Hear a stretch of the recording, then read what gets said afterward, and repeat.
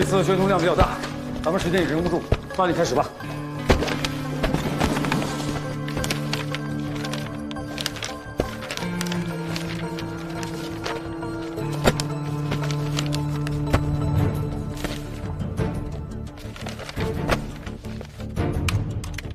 根据目前掌握的证据，万海所涉及的2项重要指控——强迫交易罪、故意伤害罪，均已推翻，基本已经确认，万海黑社会性质组织案为错案。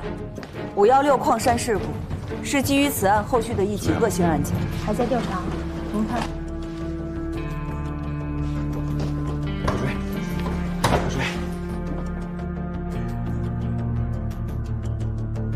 我们就是要约谈、问询，什么人呢？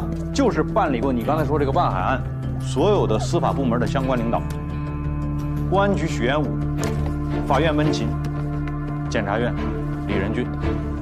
对于职务犯罪，我们一定彻底清查。怎么还不睡啊？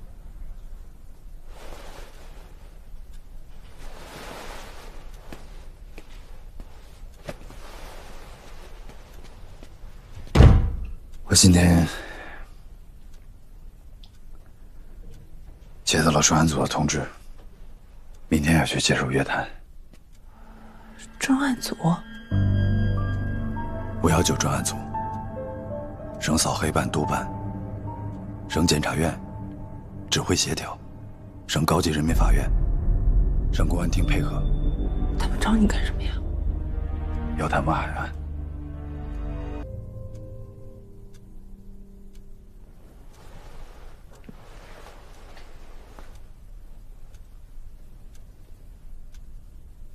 我再问你一遍，你们都是正常的业务往来吗？矿难是他做的，事实上我已经成为他的保护伞了。事实一，你妻子柳韵和陈胜龙在工作上有交集，部分业务有往来。以你妻子柳韵为主导，你们共同购买了天龙集团开发的房地产项目，叫做大都西山。在万川矿业矿山发生矿难之后，你们夫妻共同决定补齐这个房产差价。客观事实二，万海案宣判之后，从政法委书记蓝景明到法院庭长温琴，市院检察长李仁俊及其妻子柳韵，东平市公安局局长许元武等人齐聚在陈胜龙天龙集团旗下的餐厅，并且陈胜龙也出现了。事实三，万海案宣判没多久，你又见了一次万海。你要找他干啥？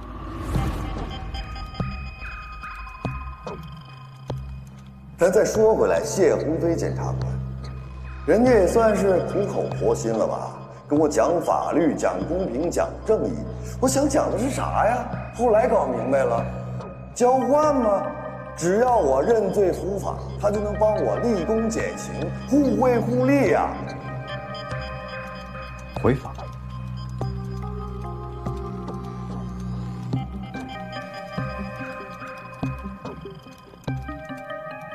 那你见王玉也是违法吗？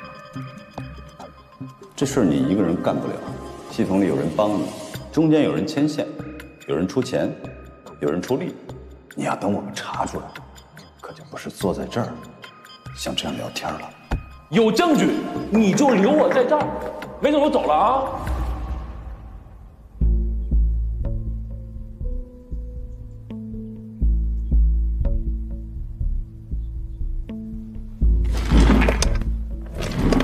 那你见王玉是干什么？哎，是不是有这种可能啊？就是说，万海案宣判之后，你觉得心里边也不那么踏实，你觉得这个办成了的铁案也没那么铁，你想从私人的角度再重新调查一遍，重新复盘一下，是这意思吗？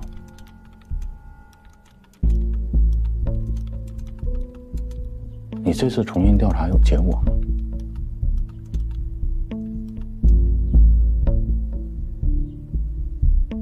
还是没结果？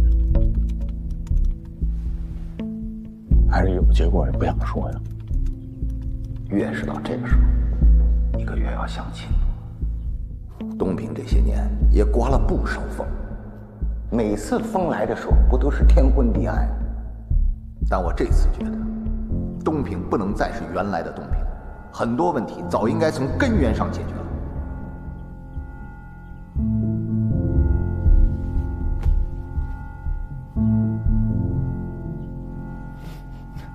洪亮，你说这么一大圈，其实就是想说我是保护伞。哎，没关系，没关系，你完全可以大胆猜测，但是我请你，我拜托你小心求证，请你拿出证据来。如果你没有证据，你不能让我自证清白。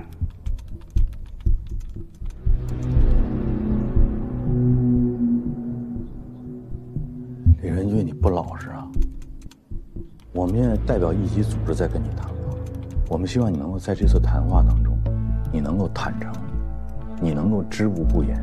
我们希望你能够珍惜这次谈话机会，不是说让你现在跟我要证据，是不是？我给你证据那天，我还要向你展示一份逮捕证啊！你希望自己处于一个什么阶段？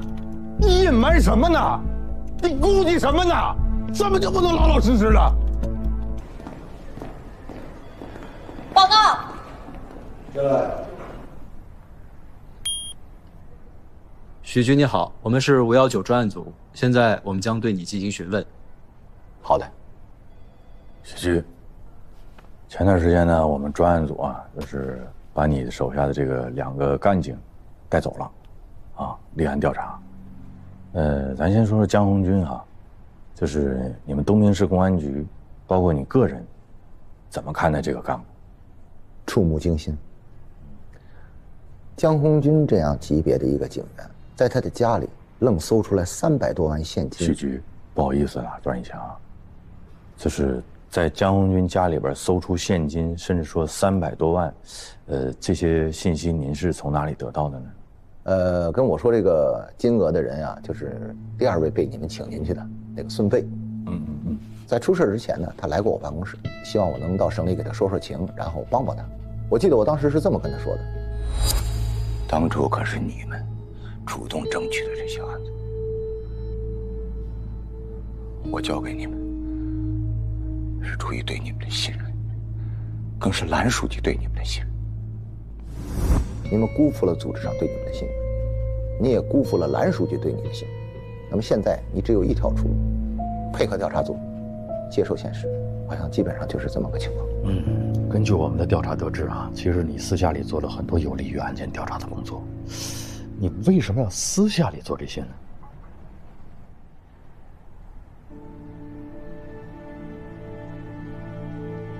这么说吧，在公安机关工作这么多年，有些案子的办理是具有高度的保密性的，牵一发而动全局。私下里做一些调查，是为了不影响案件侦破的大方向。那么在您的治下，江红军这样一个级别并不高的一个警员，直接受贿，现在已经查明了是323万。孙飞又出现各种各样的问题，那么您作为东平市公安局局长，您觉得自己应该承担一个什么样的责任？洪亮，我可以掏心窝子的跟你说，做过我们这个工作的都知道，什么最重要，那就是业务，也就是破案能力、破案率。上级领导的压力，追着破案，底下又有家属在闹，我不能够面面俱到，我得抓大放小。你应该理解，孙飞他是半路转调到公安系统的，所以他接受我党和政法系统的教育不足，在诱惑面前没能守住底线。但是孙飞他们出了问题，也是他们个人的问题，是小概率事件，不代表东平整个公安系统的形象。你要是说我有责任，我承认我有一定的领导视察责任。好的，我了解。我还有一个问题啊，徐局，说，就是大概是在今年的3月10号前后，您向别人展示了一份乔振兴死亡当天的行动轨迹，你这是出于一个什么样的考虑和目的呢？你先坐会儿啊，我去个厕所啊。你看看这份文件。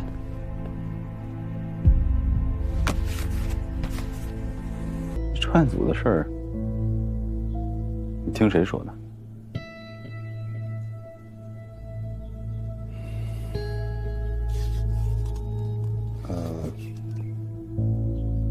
谢鸿飞。根据我们调查，程子健和王玉、谢鸿飞、孙飞之间有着密切的关系。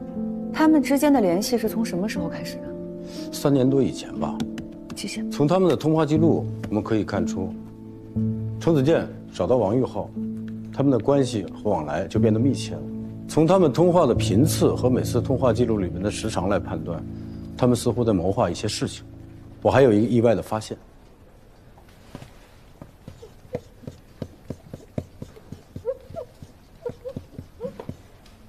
温情，东平中级人民法院刑一庭庭长，万海案的主审法官。没错，除了江红军、陈有才之外，程子健和所有人都保持着紧密的关系。而陈有才和王玉之间有联系，江红军和孙飞之间有联系，关系层级出来了。程子健是核心，这其他的人都是万海案的关键人物，而且他还是李仁俊的妹夫。司法掮客。其实程子健的履历并不复杂，研究生毕业以后进了县检察院，5年前离的职，到东平不久就去了天龙集团，在天龙集团任法务总监。很快天龙集团注资，他就成立了自己的律所。白哥，我跟你坦白啊，其实我跟老谢的关系不错，我俩在当时县检察院的时候我们就认识了，通过万海案我们更熟了一些，所以我们俩在万海案的时候也相互有一些照应，人情世故嘛。哥，这件事儿你看破不说破。你们单位现在负责万海案，然后就把万海辩护律师这位置给他了。他觉得我这案子拖的时间太长了，跟我说能不能换一位律师。我说我律师挺好的，为什么要换呢？他没搭理我。没成想过了几天，张文金变成了黑社会同伙了。再没过几天，乔振兴死了。2次尸检这事儿，我给你们单位就你一个人打电话，你就给谢鸿飞打电话，谢鸿飞就……谢鸿飞给你打电话，你俩聊啥呢？应该是聊万海的事儿吧。我俩打电话能说啥呀？在东平，陈总也算是我的亲人，子健就是我的亲弟弟。我其实就是想问你啊，你跟陈胜龙到底什么关系啊？啊？你们俩应该不是这种单纯的雇佣关系吧？这陈总到底是个什么样的人？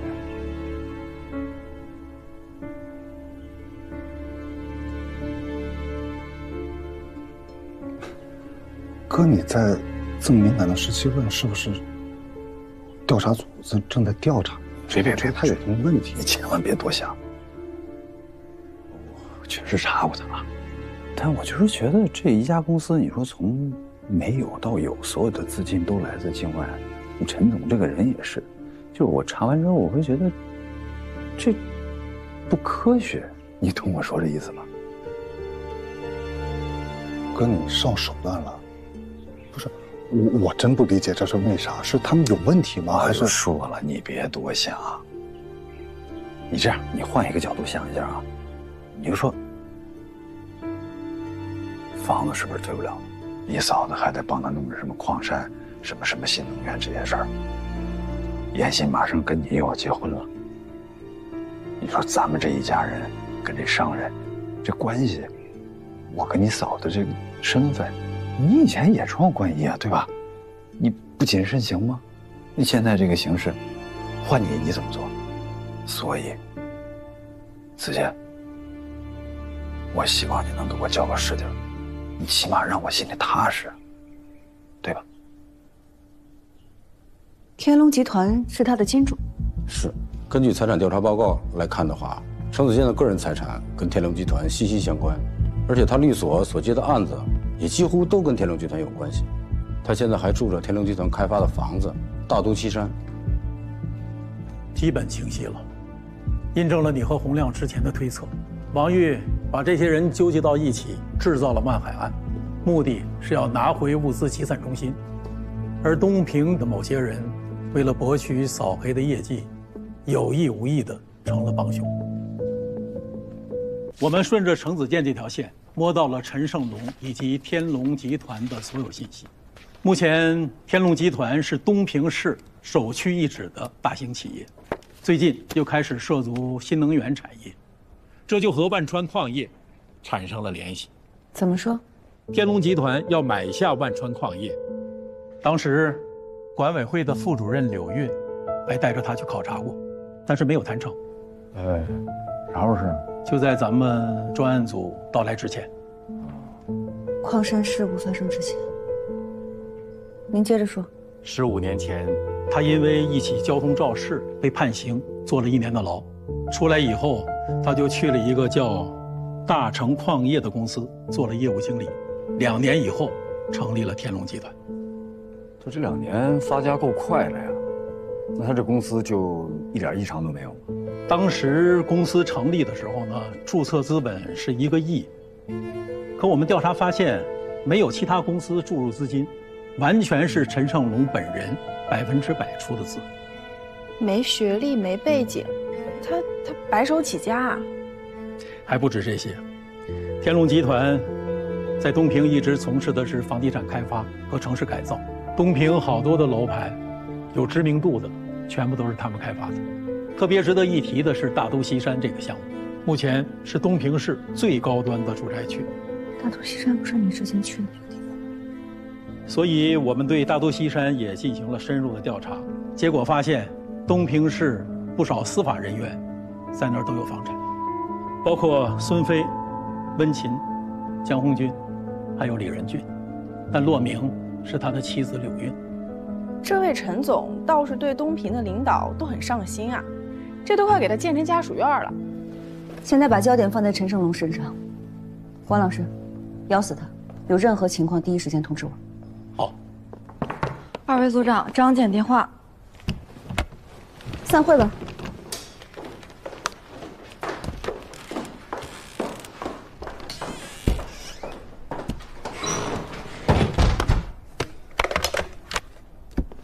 张姐，我是郑亚萍。你好，我是洪亮。刚才严书记已经把专案组进驻的事情告知了东平政法委，你们现在已经转入阵地战了，也不用再投鼠忌器，现在应该尽快的撕大口子，快速突进啊！不要给他们以任何喘息的机会，防止他们相互勾结，订立攻守同盟，给我们的办案增加难度，知道吧？请领导放心，我们一定会全力以赴。好。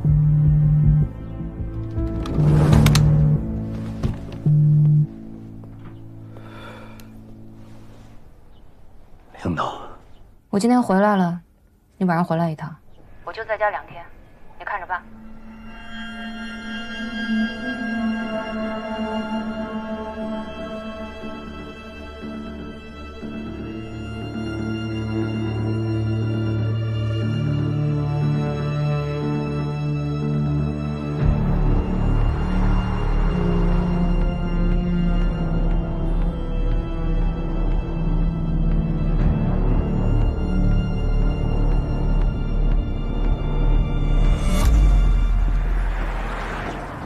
接到通知了，看来这把火是要在东平烧起来，来势汹汹。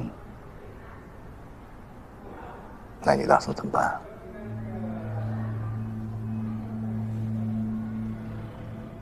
你呢？据我了解，你应该是不会引火上身。孙飞、江红军这2块料都是我的手下，都抓进去了。什么原11部是干什么的？全员出动，查什么不是一目了然吗？我能脱得了干系？那你怎么还坐这儿这么淡定，感觉置身事外了似的？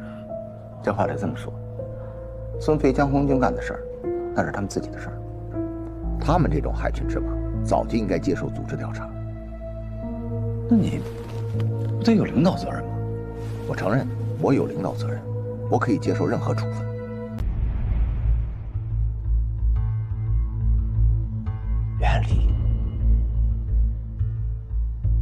老板叫江远是吧？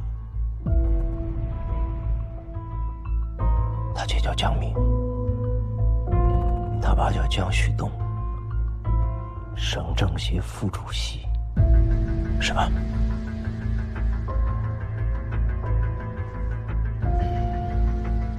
你们以前认识，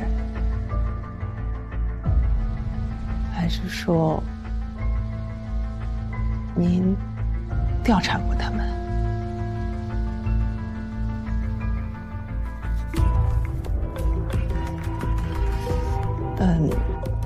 您要不要考虑跟他们合作呀？我可以帮您牵牵线，搭搭桥。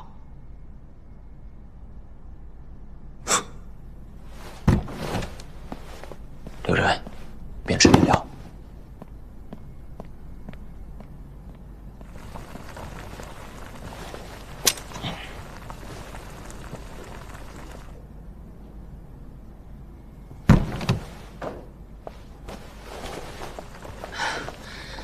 陈总，您慢慢吃。事儿我都说完了，我后面还有会，我先走了。刘主任，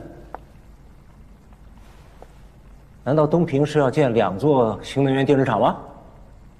什么意思？我问你呢。难道东平是要建2座新能源电池厂吗？可是建电池厂的地，只有洪家村这一块。所以我只要洪家村。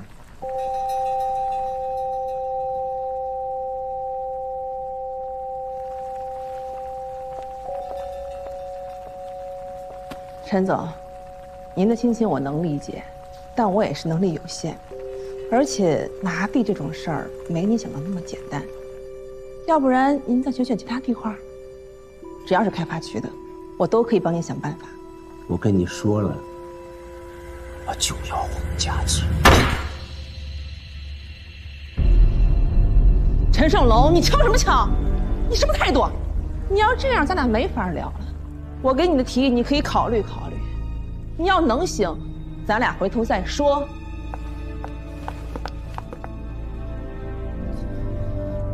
干什么呀？你要干什么呀？老帅，这我跟你说了，我后面还有会。我也跟你说了。走！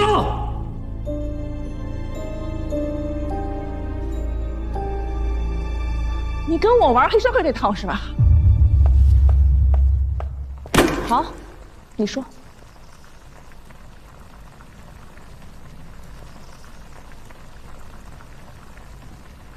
那天晚上，矿上发生事故的那天，你们一家人正在给你老公庆祝升检察长吧？南京秘书也在吧？他还让你把房子退给我，是吧？程子健告诉你的吧？巧了，你们那天一家人在玩具的时候，万家的矿。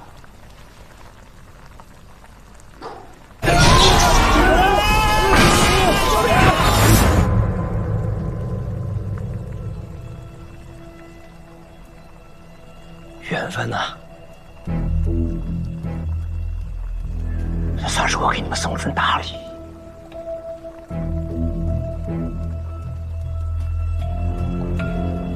合作我不干，要么就全卖。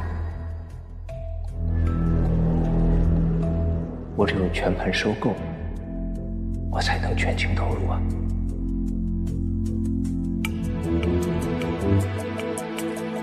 矿，我们还是要买的。玩家没权去赔偿没法去善后的这个部分，我们也是可以承担的。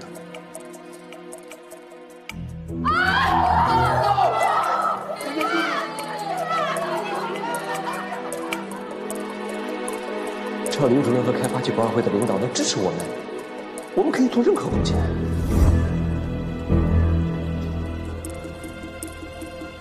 不客气。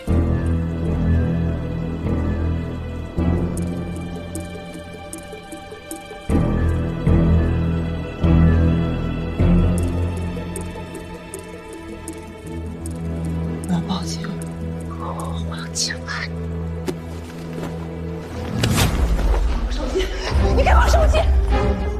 揭发你，我让你吃辈子牢饭。好像是你先跟我提的吧？什么矿山啊，什么新能源，你让我接盘的呀，所以我才接呀。你要谢谢我呀！我要不接的话，银行怎么还贷款呢？你现在不让我接了，啥意思？大东西山的房子，我凭什么就半价卖给你？还有几百万的房子，怎么就全在你名下？你想退吗？我告诉你，根本不可能。还有铜铁矿，我是江源，怎么接盘了？你要跟我说，我就是个组长。在你眼里，在江源他们那些人眼里，我就是个组长。利用我，压榨我，踩着我往上爬，我有什么？什么都没有，我得拼命的往上爬，全是你们逼的。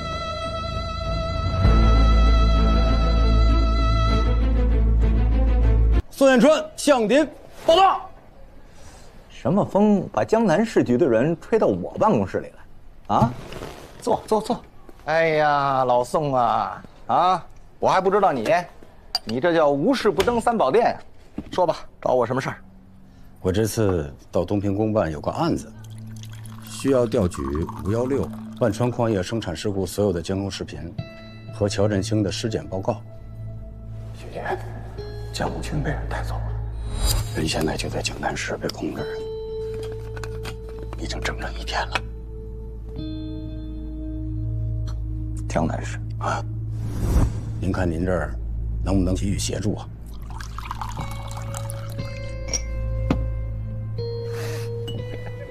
来，喝茶。徐姐，这是公函。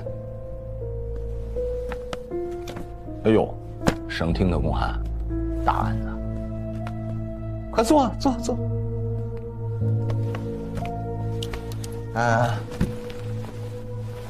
我先表个态啊，你们需要我们局协助做些什么，尽管提，我们全力配合。关于监控视频呢，现在都在我们技术科里保留着呢。如果你们这个案子要需要的话，全都可以拿走。尸检报告，我建议你们是直接去法医中心，回头我安排个同志协助你工作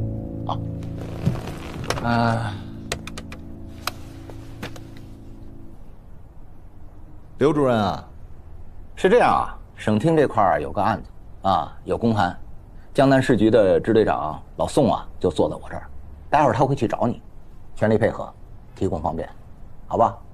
哎，好。待会儿你去找刘主任，顺道让他给你开个介绍信。你们外地公安在东平市办案，有了这个介绍信各方面都方便点。太感谢了。你看看，还有什么其他的事情需要我们提供协助的？没了。那我去找刘主任了。好，文姐，再见。嗨，老宋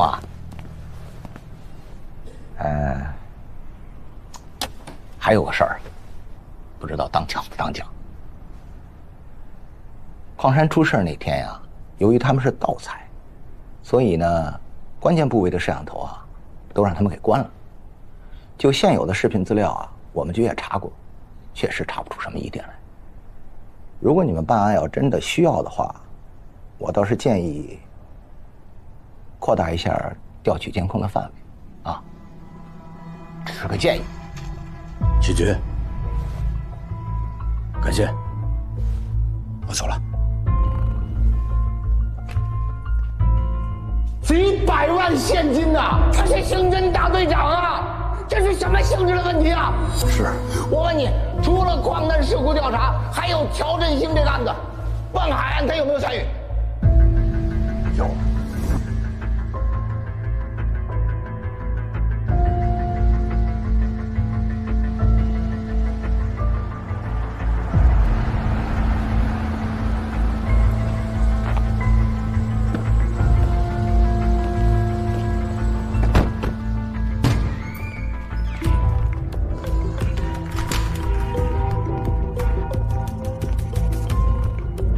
在这儿等我一下。好的。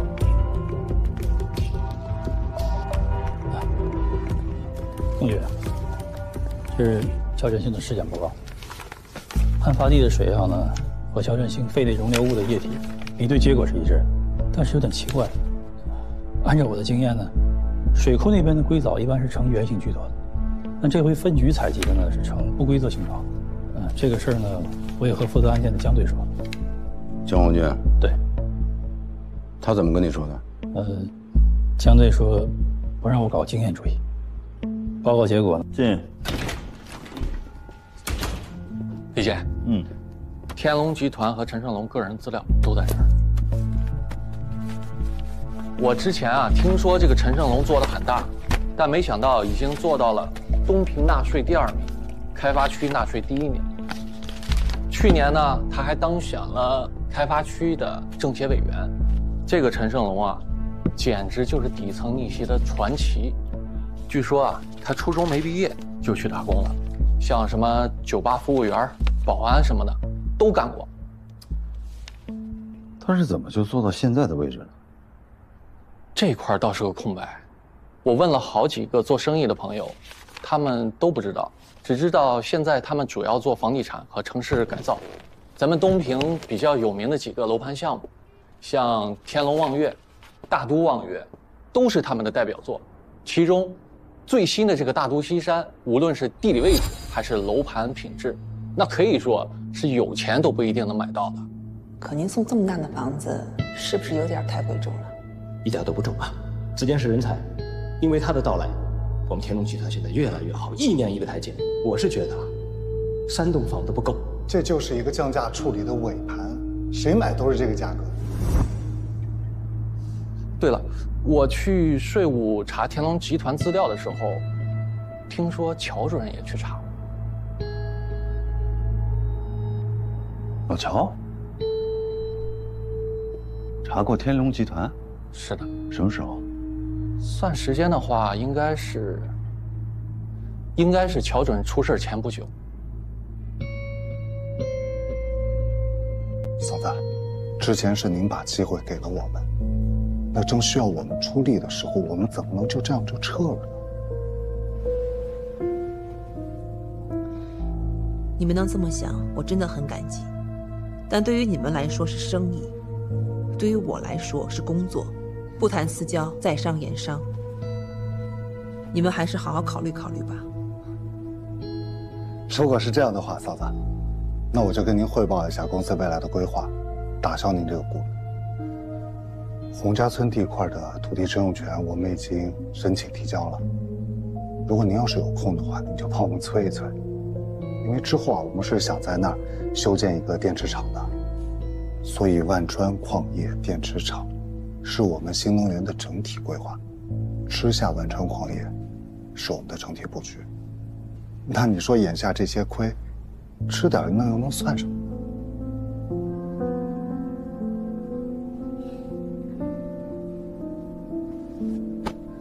既然这样，那我表个态，你们的新能源项目，我一定全力支持。好，那就谢谢了。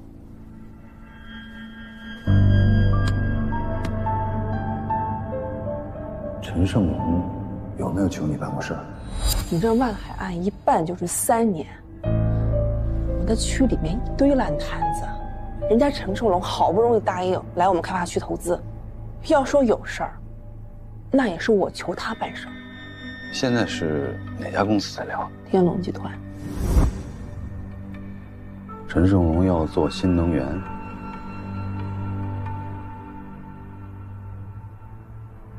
万海的矿里发现了铜镍。老乔生前去查过天龙集团，有什么问题吗，李姐？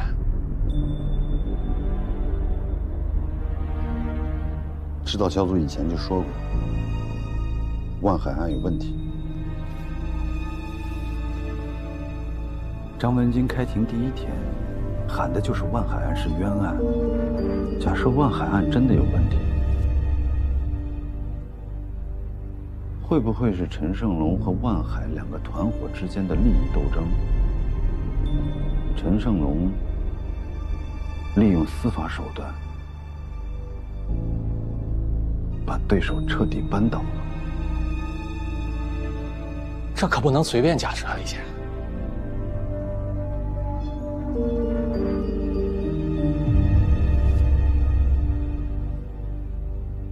老婆柳韵是开发区副主任，帮助陈胜龙收购了万川矿业。万海案又是我主抓的。假设这个逻辑成立了，我像不像是天龙集团的保护伞？像。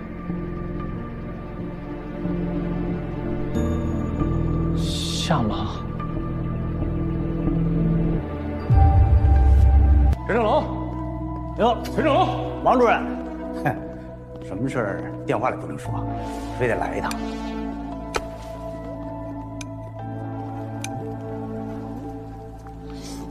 今天万海见完他兄弟，暴跳如雷啊！是不是你们逼他？然后他问我，怎么申诉？你知道这意味着什么吗？我告诉你，如果真的有那一天，你们谁都别想活。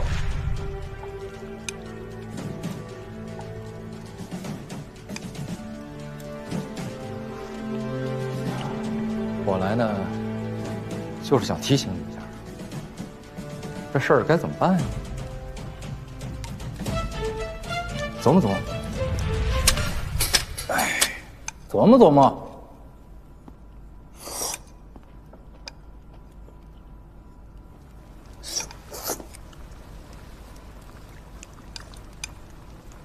我之前让你办的那件事儿，办好了。美金账户，新护照。嗨，还挺像样。专业的人干专业的事儿呗。王主任，这事儿呢，还得麻烦您盯紧点儿，您多费心吧。盯。哎呀，是盯着。但是你们呢，也别把他逼得太狠了。就那矿糟蹋成什么样了，还觉得不够啊？差不多就行了。别以为什么事儿我们都能替你铲平。当年那事儿能办成，那也是靠上面那位。要不你以为谁愿意冒着险接你们这种破事儿？那是他们一两个人能解决得了的吗？陈胜龙，我问你，现在上头那位还罩着你吗？啊？所以啊，搞清楚，没完没了的，见好就收吧。出了事儿，谁都跑不了。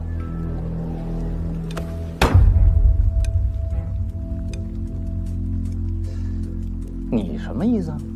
你跟谁俩？你会好好说话吗？怎么了？你的小命都是我救的。王大有，为什么今天改名叫熊磊？心里没数啊？我从王大有变熊磊，让你白干了，钱你少拿了，卖你面子了。我跟你说哈，怎么的？我见着你我都不愿搭理你，没完没了的事。给你个机会，来，现在咋的？来这儿来！我告诉你，别以为给你个身份证，你就把自己当人了，没我早死了，知道吗？我发电厂缺垃圾了，你想发电呢？你想死？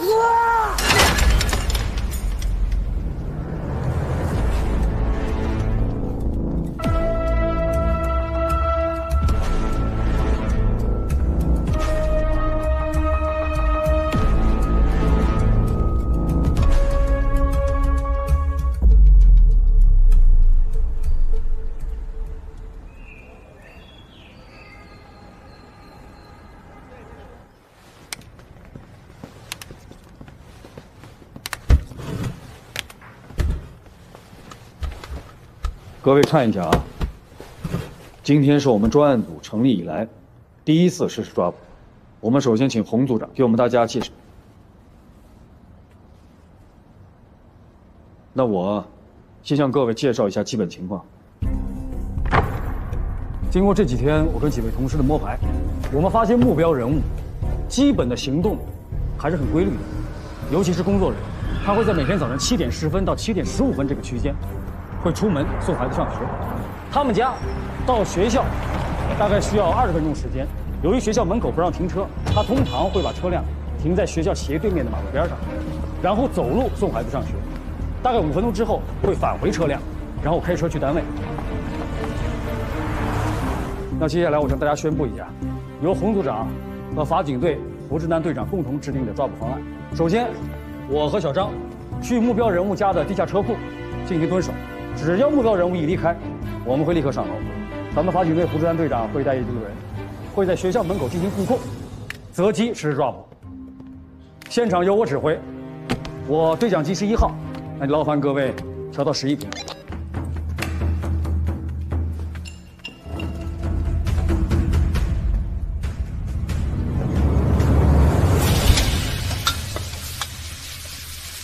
这些忙的一直没时间问你，那个房子退了吗？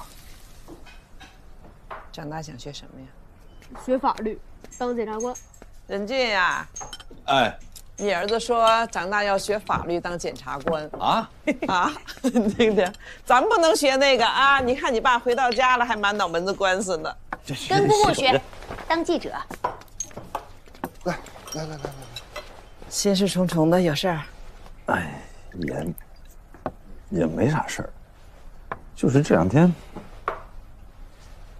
有点懵，老想起刚进市院的时候，那时候吧，就立下志向要当检察长。10几年过去了，这愿望终于实现了，心里反而空落落的。太紧张了，过一阵就好了。小姨，开饭了。好，来，请入座。来，上座。一坐在这长10岁。孩子呢？谁让您是家长呢？其实咱一家人在一块儿吃个饭就行，你不用搞这些名头。那怎么行？你现在都升为李检察长了，你又不能出去跟那些同事们聚餐，咱自己在家还不能好好庆祝了。这生活需要仪式感，懂不懂？是不是，检察长夫人？你少来。不过咱们一家人确实好久没聚了。小姨，您发个言，咱们就让我发言，他老说我官话套话是吧？我今天是来蹭饭的。那个任俊，你说2句吧。大都西山的房子，你为什么不退啊？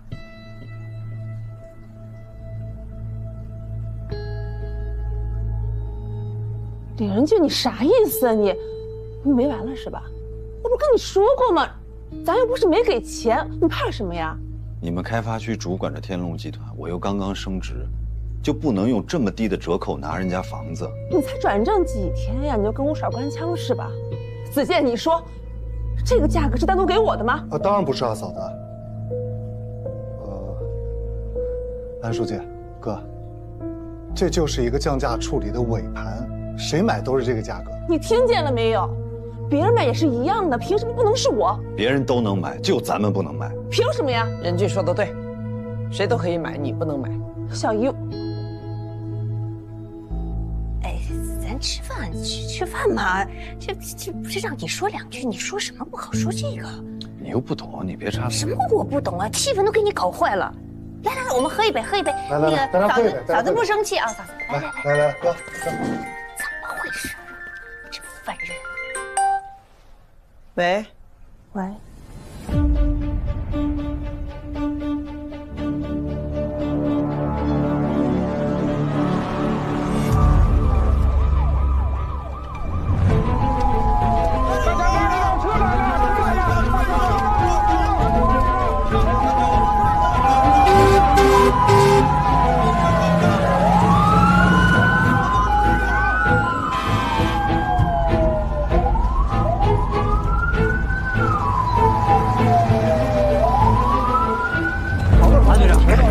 来多少人？来了30人。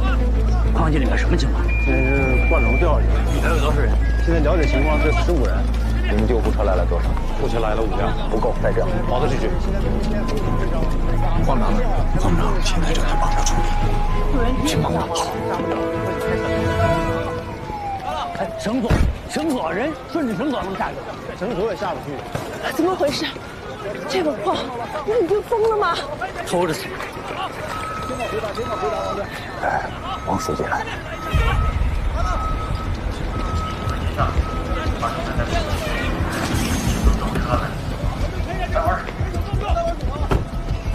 王书记，书记，王书记，现场在哪里？在上面。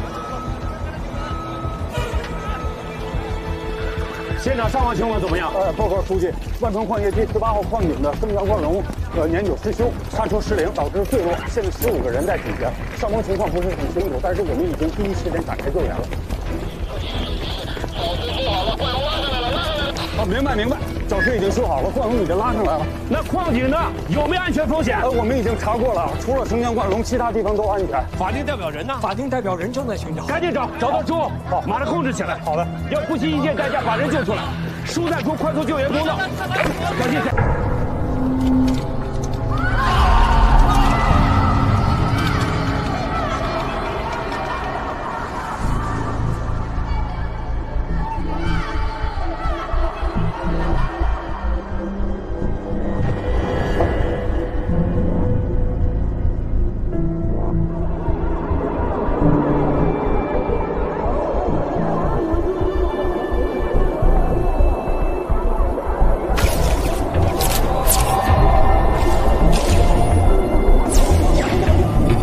同志们，事故发生后，市委紧急召开常委会。今天把大家召集来，就是要传达常委会的精神，对下一步的工作做出安排。刘运同志，你介绍一下目前的伤亡情况。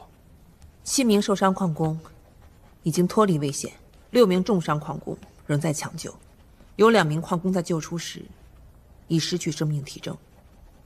事故处置核心是伤病员，后期医疗工作这一块，刘运同志你一定要盯好。好。燕武同志，事故原因确定了？根据调查，初步判断是这个矿井的升降灌笼牵引系统出现老化，存在安全隐患，导致载人升降梯从小到大，你都没上过，你当着他的面扇我，你是在扇你自己的脸吗？听好了，从现在开始，什么都不能碰，矿不能碰，第一个不能碰，一切由我来决定，知道吗？要是我特想问问你，要是没这么一出，是不是我们干完所有的活儿，你就一脚把我给踢开了？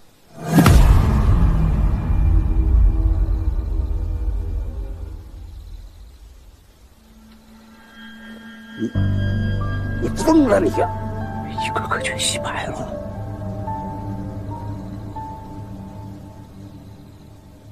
就我们黑人给你们干黑活，老师，是不是在你心里面，我一直就是一个洗煤的呀？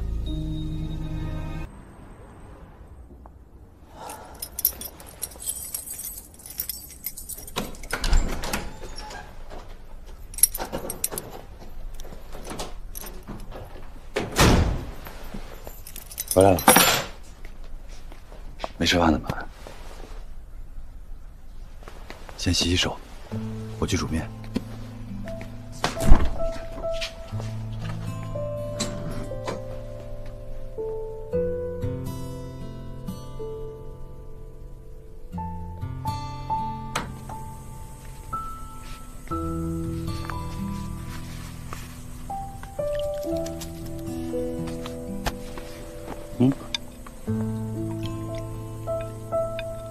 好了，沙发上等着，一会儿就好了。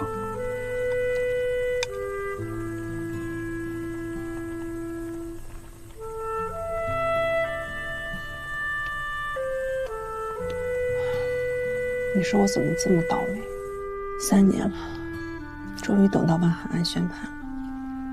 我眼见万家这个矿的问题就能解决了，偏偏这个节骨眼出事，这矿难一出，这谁还敢接呀？等过段时间再好好聊聊呗。估计没戏。也是，能接这个的，公司肯定都得有实力。哎，现在是哪家公司在聊？天龙集团。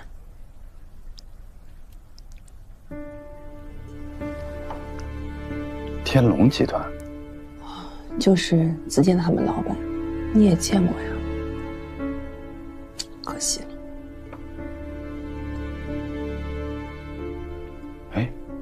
你们跟天龙集团是什么时候开始聊的？有兴趣啊，我当然感兴趣啊！只要刘主任和开发区管委会的领导能支持我们，我们可以做任何贡献。你那个万海案开庭以后，有一次我们见到了，聊起来，他还挺感兴趣的，挺想接的。合作我不敢，要么就全买。我就这个小小要求，我只有全盘收购，我才能全情投入啊。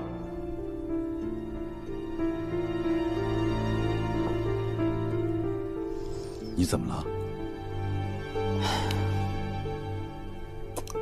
你这个面挺好吃的，可我真有点吃不下。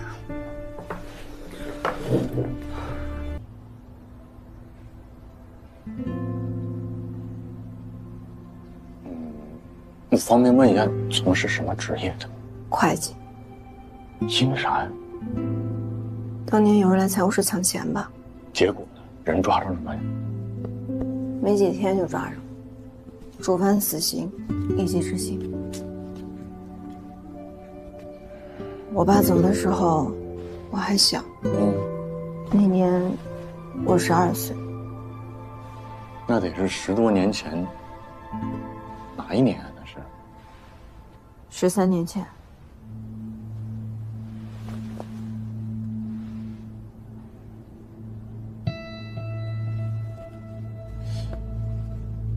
小杨，我方便问一下，说你爸那个时候生前是在哪个单位财务室？万川矿业，就是万海的那个矿。明白了，你爸是13年前万川矿业131枪击案被跳弹击伤，最后不幸逝世的那个杨会计。对。所以老乔到你家是来看你爸来了。还是他来问这个案，这个案子是铁案呐。乔振兴主任在这儿，他还跟你说啥了？那天，他就上了一炷香。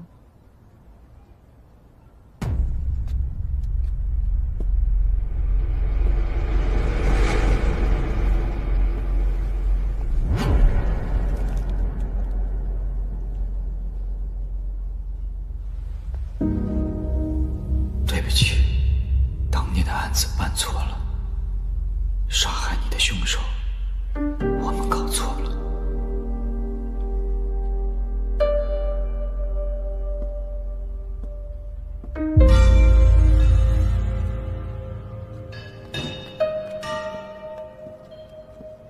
乔主任，乔主任，你把话说全了。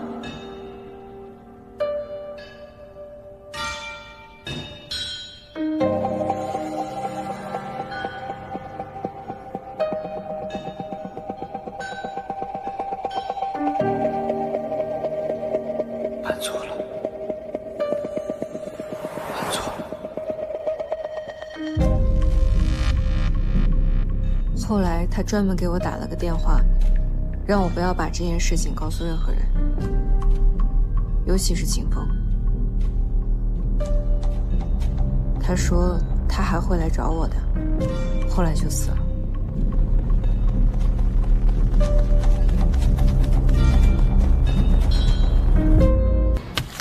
行了，谢谢四姐。你点一下。来，这里还需要您亲个手。老杨，晚上喝点，我请。哟，我今天可不行啊！今天这矿工下矿下的晚，这会儿还得洗澡呢，我等着帮发工资呢。那等会儿你不就完了吗？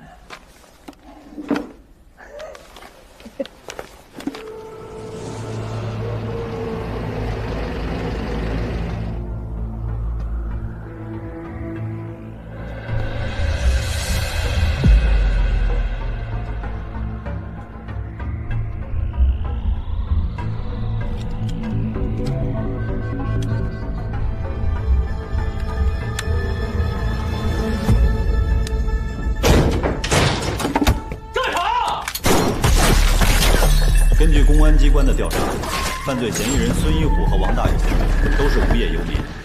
13年前的1月31日晚，孙一虎伙同王大勇到万川矿业财务室进行抢劫，当场造成2人死亡，1人重伤，后因抢救无效死亡。本院认为，上述犯罪事实清楚，证据确凿，被告人供认不讳，其罪行严重危害社会治安，破坏社会秩序，判处孙一虎死刑，剥夺政治权利终身。孙一虎，你还有什么遗言吗？签字。已对犯罪嫌疑人验明正身，带走。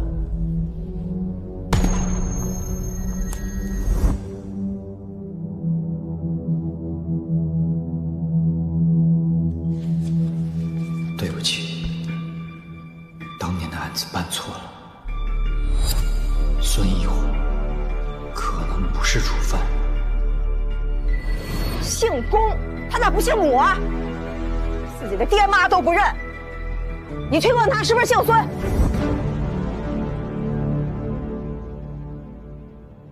你爸的命啊，就这样。他胆小，杀鸡都不敢，开枪杀人的肯定是王大勇。你爸就是被他们逼着顶的罪。说警情通报有误的是你，拉我去医院再次问杨正的是你，说去向许知汇报的还是你。那我写报告让你签字，你为什么不签？你为什么不签？说，告诉你我为什么不签？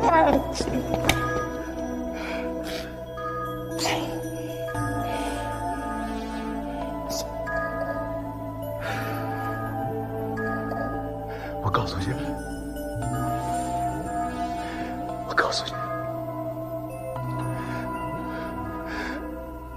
杨正死了，我不相信，我就到医院去看去。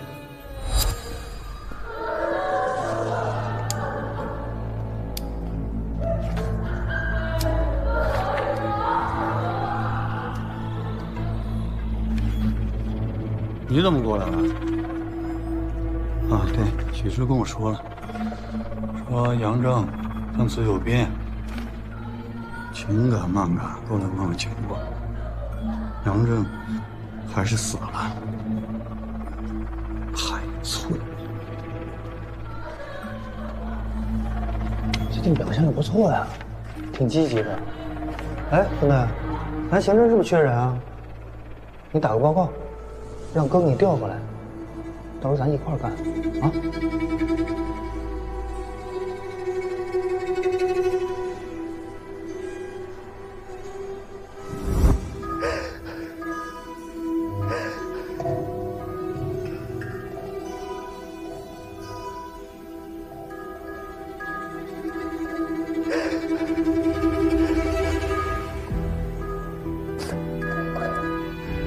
跟你们说实话，我自己本来也想继续查下去的，可是他们把我调到了襄阳。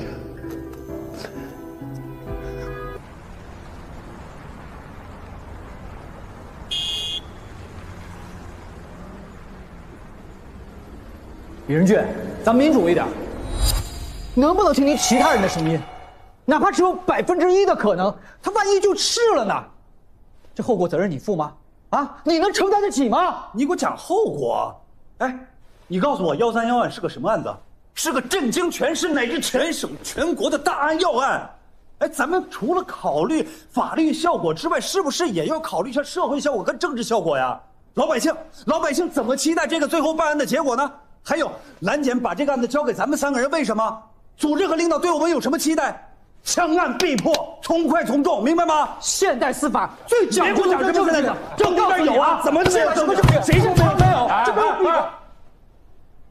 正儿楼道都成了你们在这吵吵，不像话！这是检察院，又不是菜市场。我过来宣布一下领导的意思啊。由李仁俊同志担任这个案子的主办检察官。我还是那句话啊，你们呐，心里头有点数，啊，大局为重。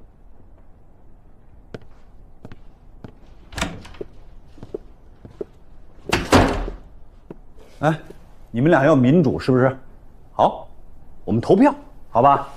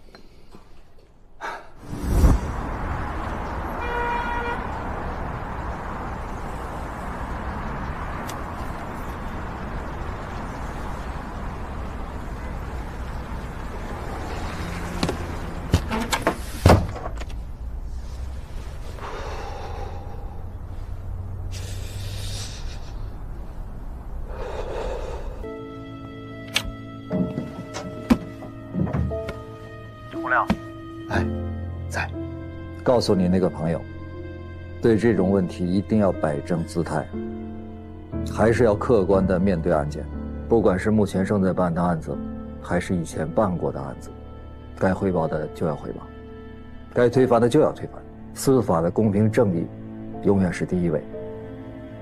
记住了，洪亮，比起一个错案带来的长久的社会影响和法律影响，个人犯错的责任其实是微不足道的。你在东平的假期进展的如何？非常充实，收获颇丰。行，挂了吧。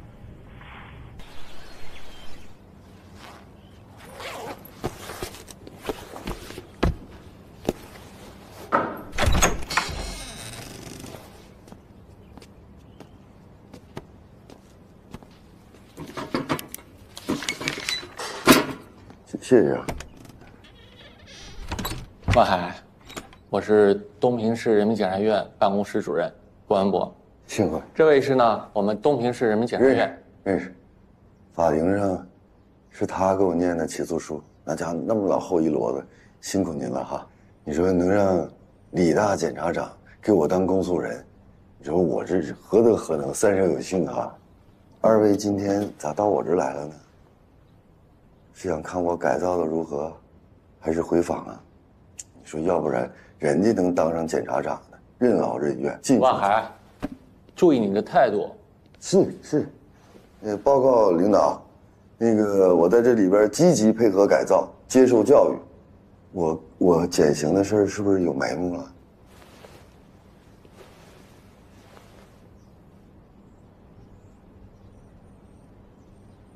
万海黑社会性质组织案，我个人认为办得不彻底。他还想咋彻底呀？这判了10年10个月了，再彻底就无期了。在你开庭第一天，张文京就喊：“万海无罪，我们不是黑社会，我们是被冤枉的。”那是不是说东平公检法系统有黑恶势力的保护伞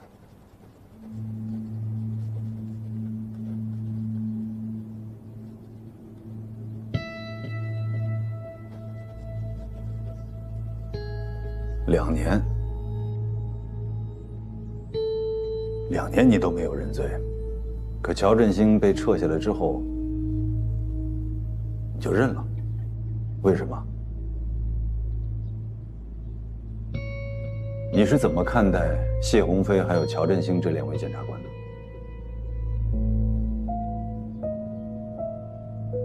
您瞅您问的这2位，如果我没记错的话，他们应该是你的团队的人吧？那他们是什么样的人，您应该比我更清楚啊，问得着我吗？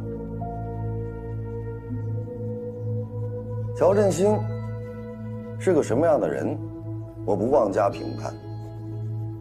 但是我觉得这个人挺蠢的。如果说他是保护伞的话，能把自己保护死了，那也挺绝的。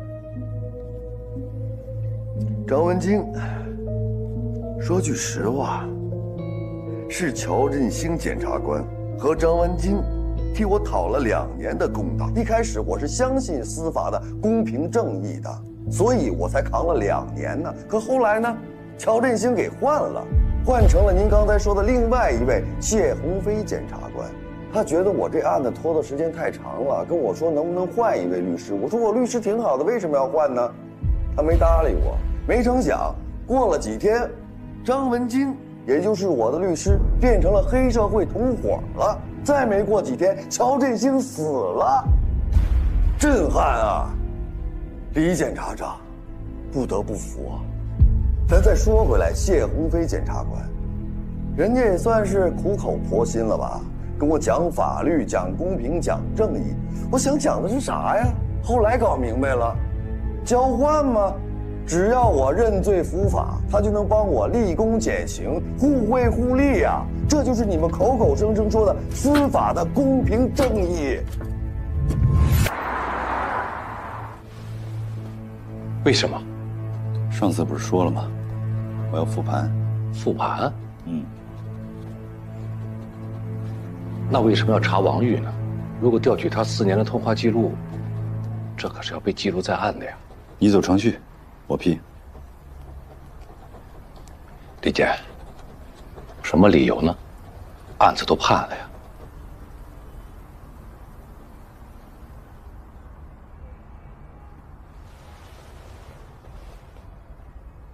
我要抗诉。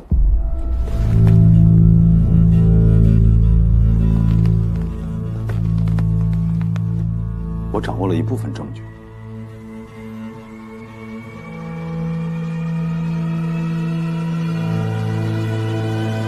好，我马上去办。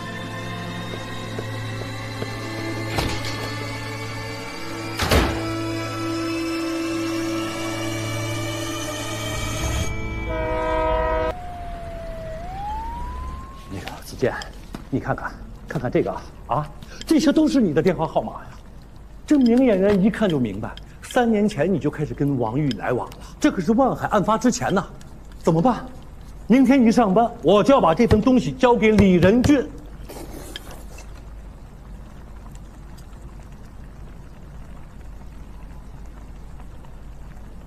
说话呀！先你冷静点儿，不至于。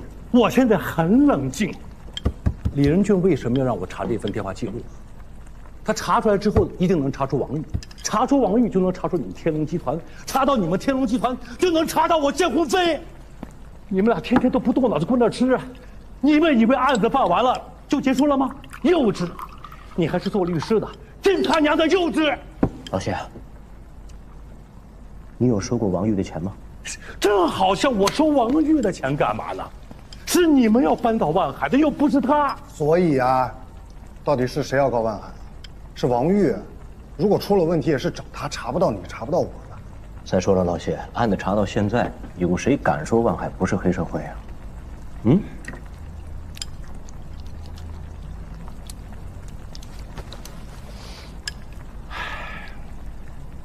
行吧，行吧，我明天上班就把这份通话记录交给组织了。陈总，程律师啊，之前的咱们就不聊了。案子既然判了，我也算是完成你们交代给我的任务。这些呢，都是你们之前给我的。哦，这卡上的钱我1分都没动。不相信你这是干嘛？等我说完话。这是，咱们还都是朋友，好聚好散啊。以后呢，你们也别再来找我了，求求你们，求求你们。从今儿开始，咱们就装着谁也不认识。老谢，哎，哪有说的你退回来？来，你什么意思啊？程子健，你拿着，你什么意思啊？不，咱这么多年了，你没有功劳也有苦劳，得拿着。你别给我提功劳苦劳的事，我这有苦劳，你自己也得为老娘吧？你少提我老娘！我告诉你，不许你收。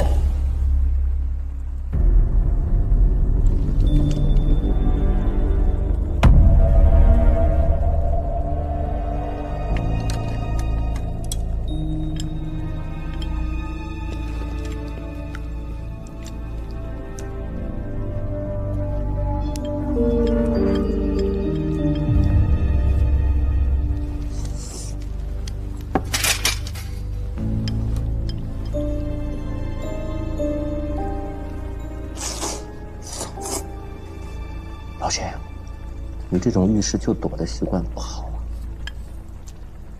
你得改呀。这有啥困难咱一块儿想啊，办法总比困难多，对不对？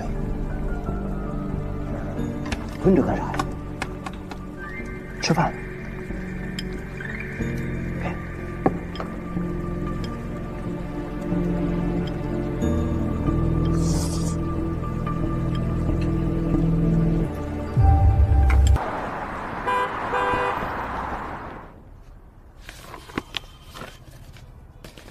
你真要抗诉吗？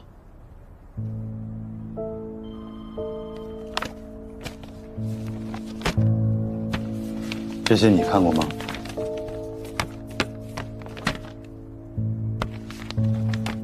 你觉得有问题吗？李姐，万海案已经结案了，这可是咱们东平政法系统多少人几年的心血呀！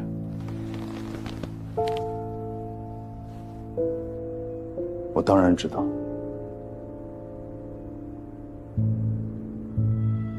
行，那我先去忙了。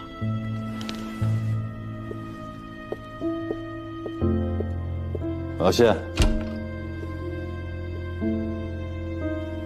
你知道我为什么让你去办这事儿？我希望你还是那个我信任的人。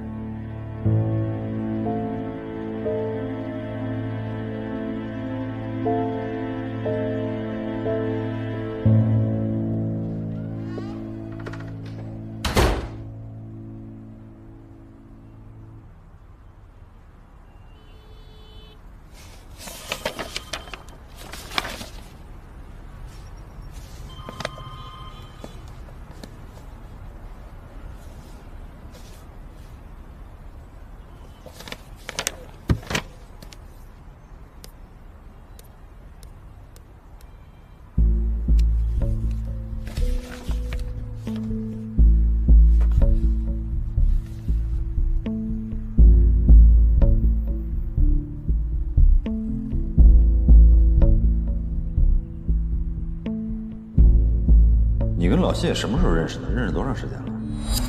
得有挺多年的了。你要说我们俩怎么认识的，时间太久，记不清了。没想到你跟孙局这么熟哈，万海案你们配合的挺默契。我跟孙局配合的挺好，这么多年了，互相都非常信任。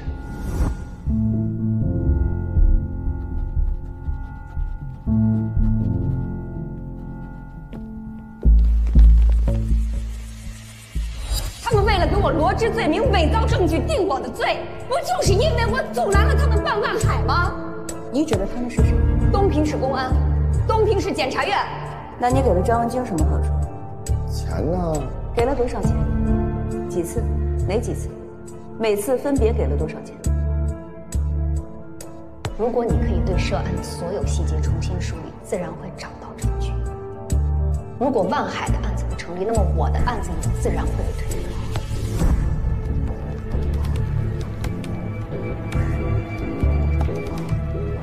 王玉举报万海根儿上是为什么？不就是因为万海侵占了他这个集散中心吗？啊，那侵占当时他怎么不说呢？他不但没跑，他完了还给人家万海跑那儿打工去了。伤害案完了，该抓的该判的，半年了他才拿这个事儿说事儿，也是他在等什么呢？如果说王玉有问题，那就证明万海案整个这个案子能做不实诚，你自己心里有点数。可后来呢，乔振兴给换了，换成了您刚才说的另外一位谢鸿飞检察官。他觉得我这案子拖的时间太长了，跟我说能不能换一位律师。我说我律师挺好的，为什么要换呢？没成想过了几天，张文京变成了黑社会同伙了。我觉得张文京有问题，于是就让孙局去查了查，果然还真有问题。咱再说回来，谢鸿飞检察官，只要我认罪伏法，他就能帮我立功减刑，互惠互利呀。洪亮，老乔的死起码在你心里是有疑点的，是不是？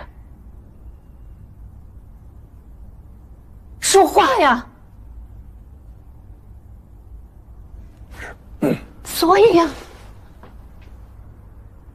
那天你和郑亚萍大晚上去我们家给我做工作，说省里会派车拉老乔去做2次尸检，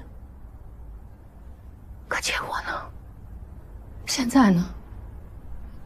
现在这地底下埋的是不是老乔，我都不知道。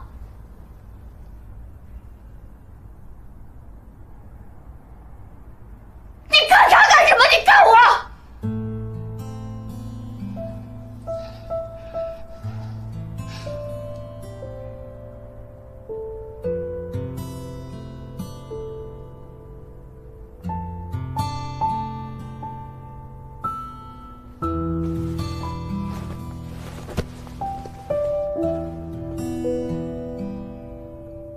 那天，我带着我们家孩子去永清河给老乔烧纸，我发现山也青了，树也绿了，冰也化了，雪也没了。可谁还记得我们家老乔是在永清河里边捞出来的？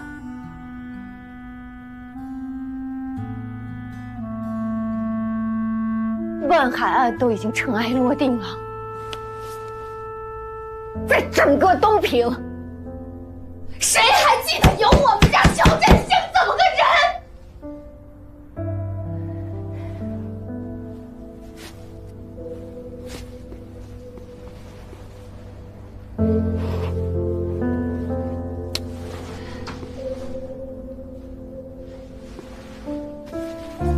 你要说没人记得，那他还有影响，就是他们认为我们2个就是贪官的家属，我们就得背着骂名躲躲藏藏一辈子。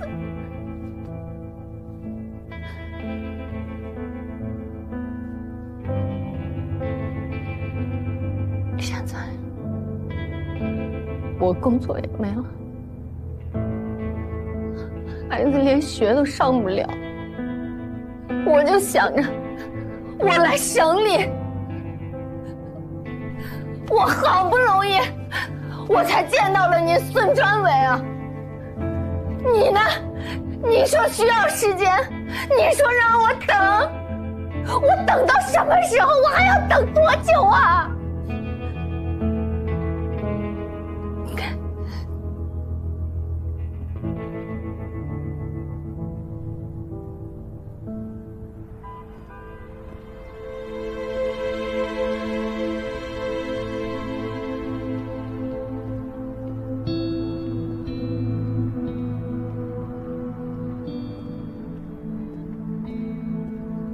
洪亮，经党组研究，准备调曹野来接替你的位置。这个小曹你是知道的，业务能力很强，有担当，就是脾气有些急。移交工作的时候，你一定要多些耐心。另外，你得劝你张怀恩，他也想调职去1部。大家都不喜欢在11部干，看看你带的好头。疼什么呀？安抚安抚他。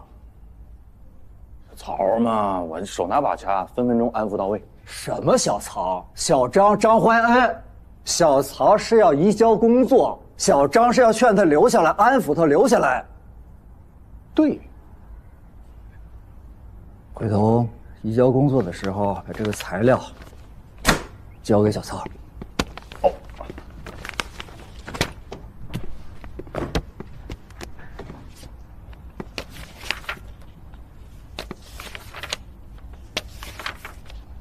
多长时间？什么多长时间？上次那个中兴路那个水样，多长时间？哦50场。回头我帮你问问。这回啥头啊？你这不是分分钟就知道的事吗？上次您跟我说的，说只要出结果，第一时间告诉你。等啥时候？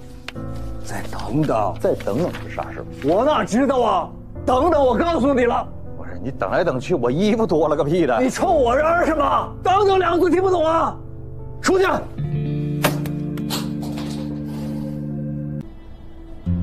我最近就发现哈，就是我们单位有一些这个极个别的领导同志，在快这个问题上做的不是那么的到位，有点磨磨唧唧，甚至说耽误工作。胡亮，你说谁磨叽呢？我说极个别领导同志，请不要敏感了。你比方说啊，说这个我在中兴路采的那个水样报告我交了，等这么长时间了，那结果呢？你再比如说啊，乔振兴同志生前留下那个 U 盘，哎，我也交了，也等这么长时间，那结果呢？你再比方说啊，说烧尸工雷广发跑了，说让我相信东平公安，东平公安也查了一段日子呢，那结果呢？乔振兴同志家属周梅这两天来了，人家来问，结果呢？结果说他让人等等。哎，你跟死者家属，你跟人说等等，有这么说话的吗？有这么当领导干部的吗？你不用敏感了，就说的是你。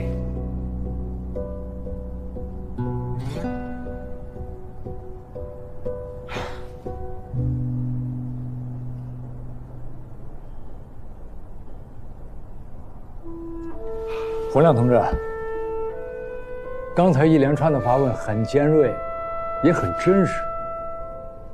你刚才提到了水样是吧？好，水样在这儿。你是一个即将离职的检察官，我可以给你看。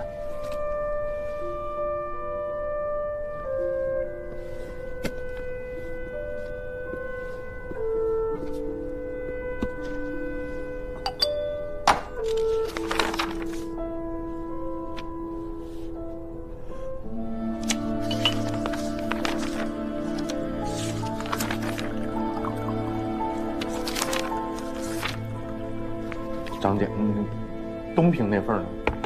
在东平市公安局啊。我没对比，我看他干啥呀？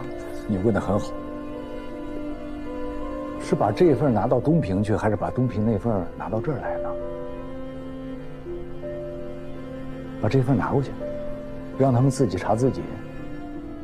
把那份拿过来，那就是省院对市院极其的不信任。你是一个老检察官了，对吧？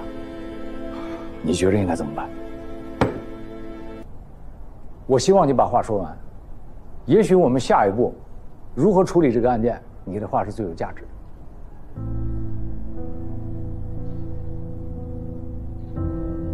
好，张姐，那接下来我说这些话呢，如果您不打断，我就自动默认您同意了。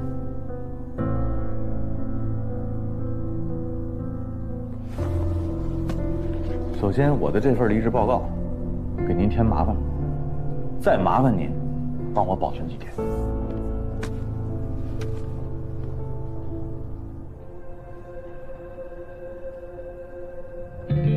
第二，孙专委，请你给我提供一份打好包的半年之内的乔振兴同志生前的银行流水和通话记录，明天早上之前必须给到我。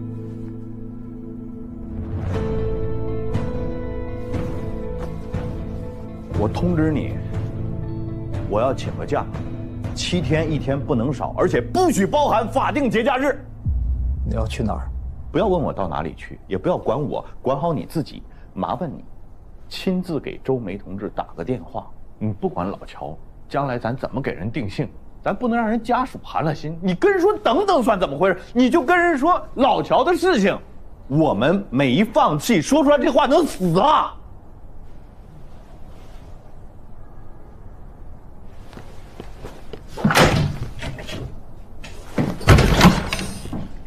张姐，我走了。我呢，现在就要让他们看看，11部不是吃干饭的。11部的检察官，哪怕说要离职了，我们也能遇佛杀佛，遇鬼杀鬼。我们要证明，首先我们不光是检察官，我们还是一个堂堂正正的人。一把快刀啊！走。好。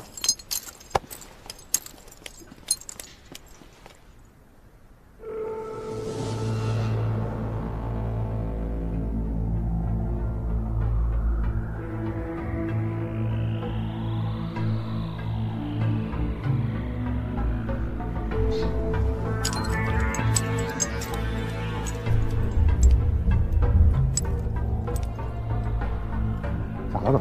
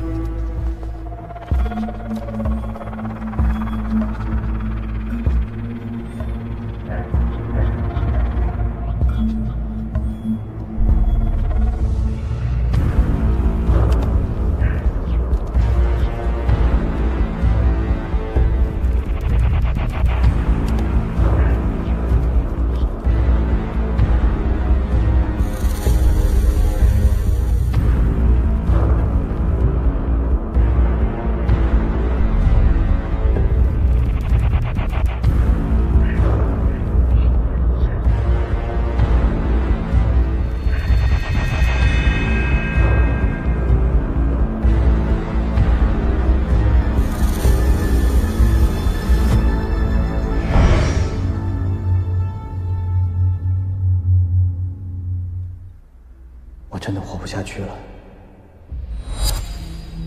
因为我是万海黑社会性质组织的保护伞。我承认，我收过万海的钱，答应帮他们洗脱罪名。我对不起党，我对不起国家对我的培养。我走到今天，都是我自己的问题，都是我犯下的错。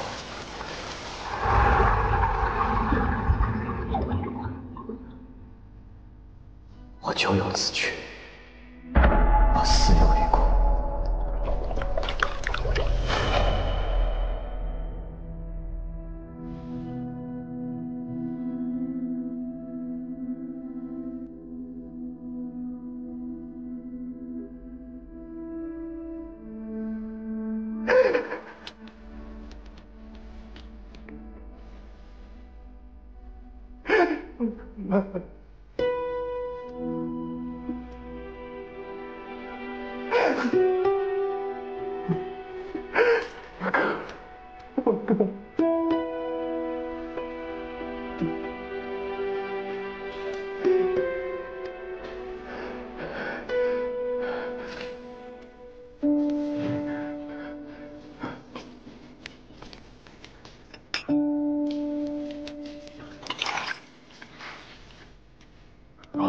如果这水跟我哥肺里的是一样的，是不是说明他们证据作假？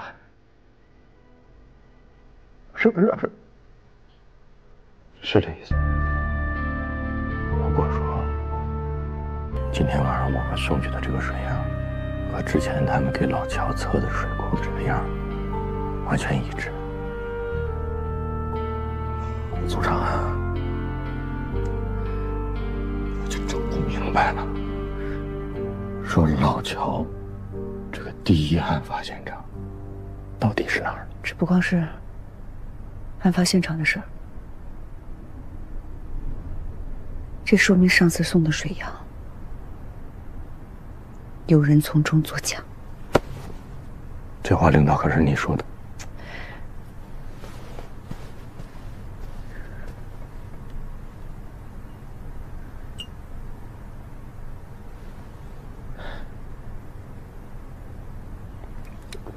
洪亮，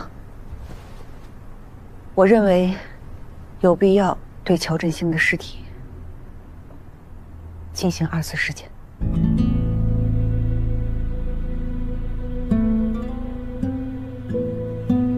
说话呀！可是有一个小问题啊，组长，就是老乔现在在殡仪馆里，他的告别会就在明天上午，我约摸着也就是10点，差不多就结束，然后就送炉子里边。那个时候我们就没办法进行2次尸检。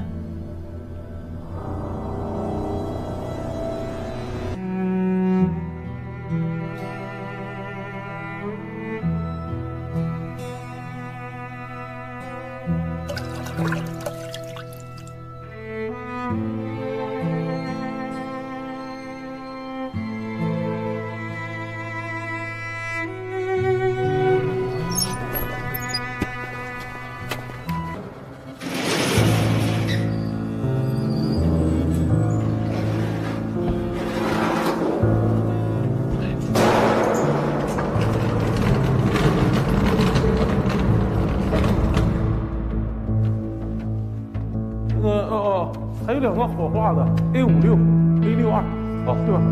哇！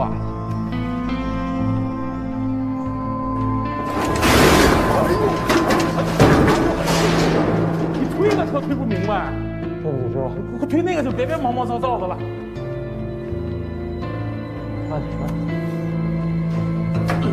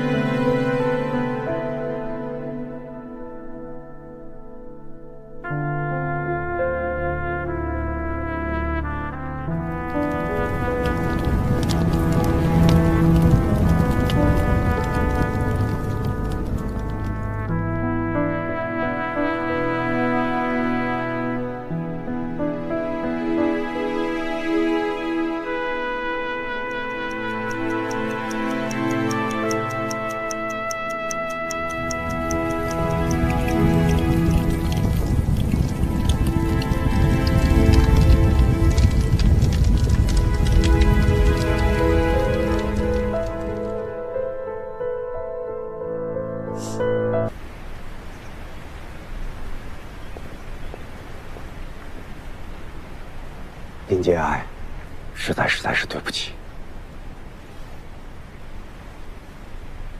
这件事情我们已经报警了，警察一会儿就到。那2名工作人员已经被控制住了，您放心，我们殡仪馆一定会给家属一个满意的交代。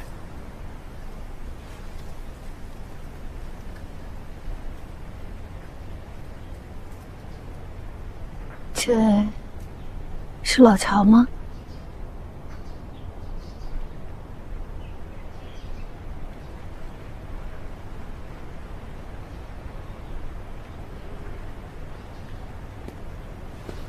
你别动。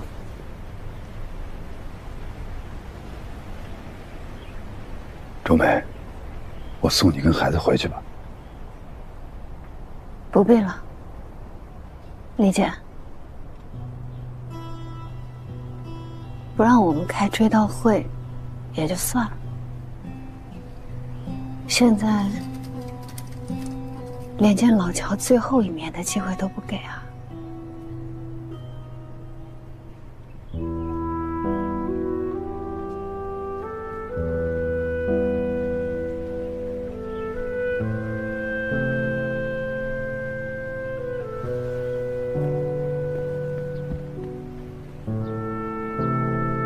走吧，老乔，咱们回家。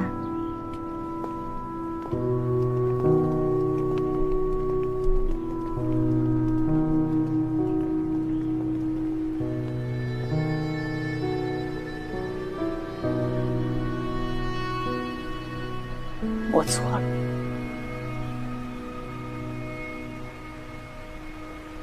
我真的错了吗？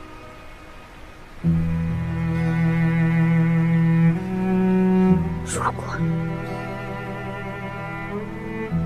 我今天早上要是没答应，我是不是也能见老乔一面？跟谁？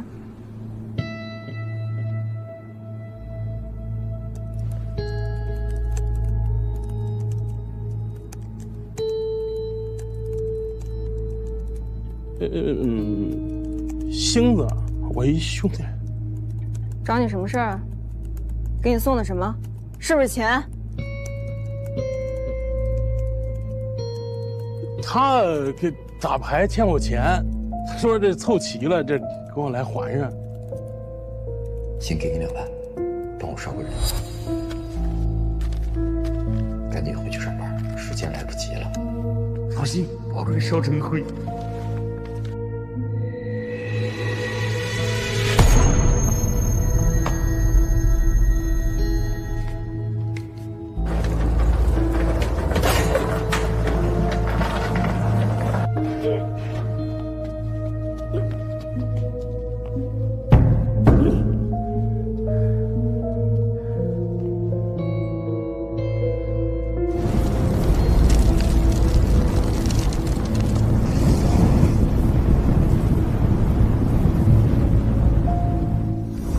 一大清早特意来给你送钱，我们这帮人就是口碑很重要。你有钱之后，你第一时间给人拿过去，你要么你这东西也没有挑日子还呢，是吧？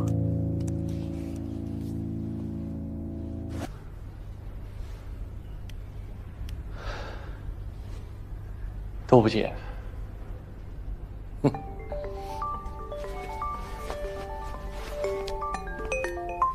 喂，李姐。到了吗？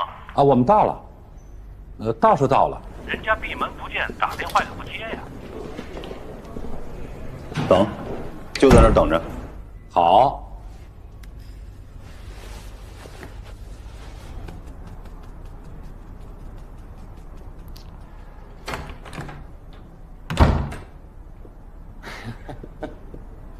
没打招呼就来了，有事儿啊？啊，老乔啊，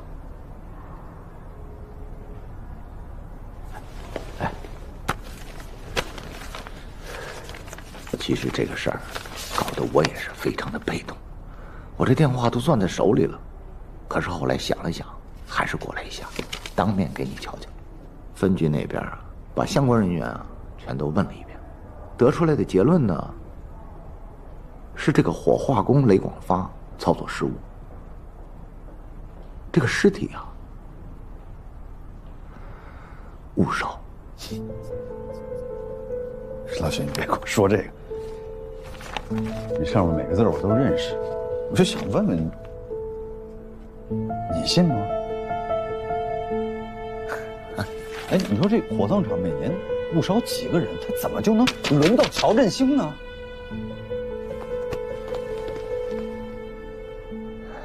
这个分局的人啊，确实是把相关人员都问了一遍，得出来的结论呢，确实是误烧。那你让我怎么交代？我怎么跟指导小组交代呢？人家说要24时检，你尸体就误烧了。洪亮从火葬场出来，人家指导小组就从楼上搬走了，我在这去请人家见都不见。你让我拿这个去跟人说，我怎么交代？怎么跟指导小组交代？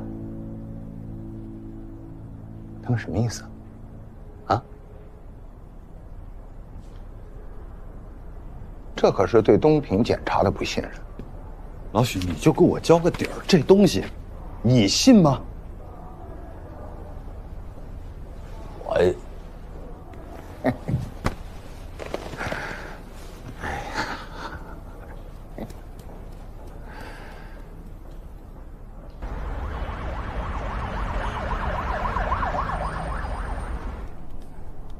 这得多不信任你们，人家才搬走的。弄出事儿来了，让我来刷脸来了。我这脸皮也是够厚的，怎么把关系处成这样？尸体误烧这事一出，就算浑身是嘴也说不清楚。还想说清？就是跳进黄河也洗不清啊！你不想想，人家省院为什么要进行2次尸检？这倒好，要拉尸体了，哎，又来了个误烧，你说，我都不知道该说什么了。你看吧。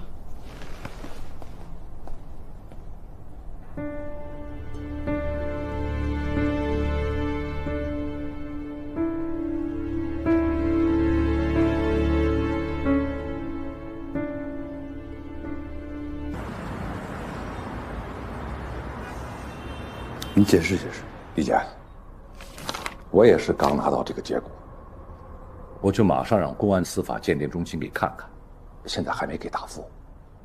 谢主任，你们当时跟我说的时候是怎么说的？公安递过来的证据确实充分，没有任何问题。咱们办了2年多的案子，怎么指导小组一来，处处都有毛病？咱们案子就是这么办的？李姐，您先别生气。这省院的仪器还有专业人员的素质，确实比咱们市里要高出不少啊！你这个时候想起专业人员素质来了？哎，当初你们审查卷宗的时候是怎么做的？签个字看一遍，这事就算完了？咱们签个字是要负责任的，谢主任。李姐，你也说得对。其实呢，张文京几个无关紧要的签名有出入，它证明不了什么。最关键的是集散中心的转让合同，省院技术中心已经下来鉴定。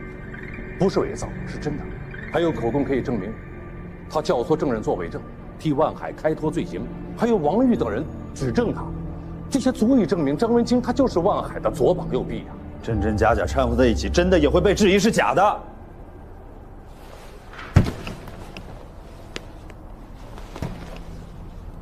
您是担心他们会拿这件事情做文章？那这样吧，把证据有瑕疵的张文京案提出来，单独审查。可是万海案，证据链闭合，没有问题，依然可以起诉。那张文京案怎么解释？怎么向上级交代？怎么向社会交代？伪造文书，很有可能是万海团伙为了混淆办案人员视线，企图将罪行推脱到张文京一个人身上的一种手段。张文京态度反复，也很可能是内部利益分配不均造成的。老谢，咱们办案子不能只靠可能2个字儿。李姐，我这次一定把工作做在前头，绝不辜负我们东平政法系统2年多来的努力。您放心。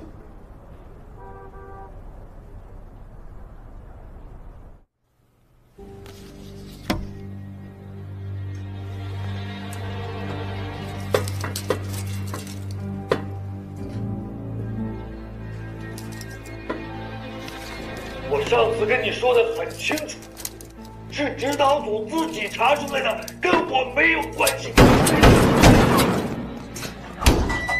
怎么了？我的当事人情绪有点激动，没事啊，冷静点啊，没事没事。别把事情搞大，你冷静点，听我解释行吗？你想干啥？首先第一点啊，王玉现在的所作所为不受我们的控制。第二点，你儿子大白天跑到人家办公室抢公章，还威胁人家。你跑到这儿就跟我说这个呀？你赶紧去救他！你弟弟万火也来找我，让我去给王玉说说好话。你说我该不该去？赶紧去。咱们俩相处也挺久的了，我自认为是了解你的，你应该了解我吧？我明白了，我是黑社会，永远是。我现在就去。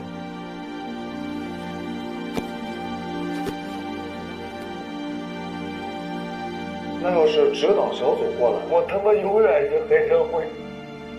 哎，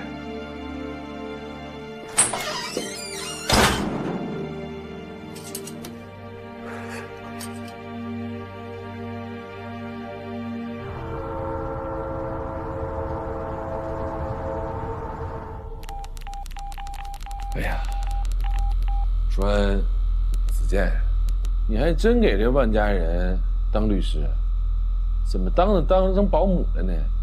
那屁大点事儿也得麻烦你啊！啊？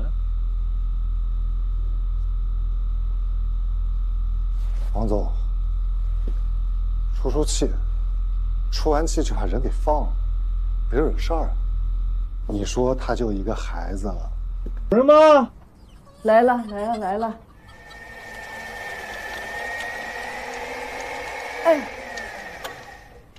哎，大娘您好。你们是谁呀？啊，我们是谢主任的同事。他在单位呢，你们怎么找这儿来了？哦，我们是那个。怎么回事啊？啊，啥意思？你从哪儿来的？我当时问你，你们从哪儿过来的？怎么会跟到这儿来呢？你别喊，没完没了啊，是吧？讨厌不讨厌呀？出去，上哪我去？老谢，我告诉你，洪亮，有什么事咱俩明天办公室说。你不找我，我还得找你呢。哎。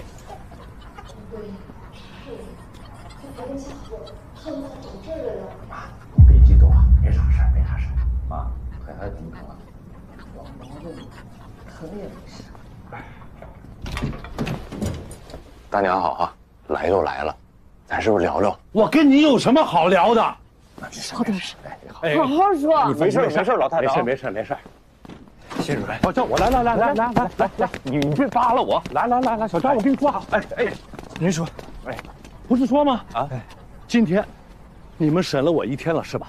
啊，谁给你的权利？洪亮，你个王八犊子，你翅膀硬了是吧？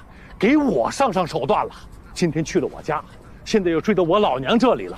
你说你什么意思啊？我呢，现在脑袋里边也一堆问号。你说你今天下班，你不回城里那个家，你就跑这儿来了，你搁谁不怀疑啊？你明天又不是休息日，你明天还得找我谈话，那就是说你今天晚上一会儿，你还得再骑1个半点再回城里，你再回家，你睡不睡？你管得着吗？洪亮，小张，我明确的告诉你，我拒绝回答你。现在我都想问问你俩，你们是怎么找到大屠村的？盯梢是吧？肯定的呀。你看，你都承认了。好，现在你告诉我，谁盯得梢？啊，你们对我下了什么手段？今天不给我一个满意的答复，我明天我就到省院去告你，还有你。老谢，您是前辈，咱都是老检察。你说，干咱这行的，能随随便便对一个人上手段吗？如果上手段，是不是肯定有一个正当的理由？但这个理由是不是不能跟当事人来讲？你现在还说让我把这个盯梢人张三李四王二麻名字告诉你啊？那你不让我从中作浪？你少给我上坟烧报纸，你糊弄鬼呢！你又上坟又烧纸，你大半夜多不吉利啊！这点招数我都明白。第一，没有证据吧？第二，把手续让我看呀！我不跟你废话，我这就给李检打电话。哎，我给纪委打电话，我他妈告你！行，那你别搞我走。走。是，哎呀，好心好意，真是的。哎，你多问一句，你摄像头，你咋拍我呢？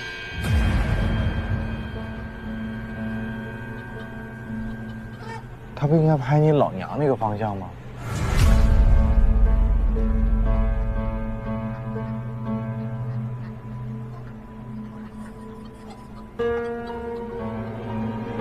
前2天刮大风，把它吹歪了不行啊！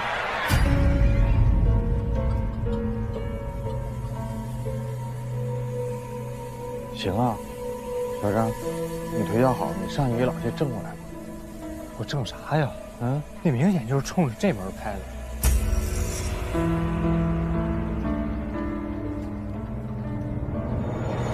干什么，小张？我告诉你，这是我养的鸡窝。你干什么？啊，鸡窝有什么好看的？我爸一直说要在院里整个鸡窝，就逼着我给弄，我哪会啊？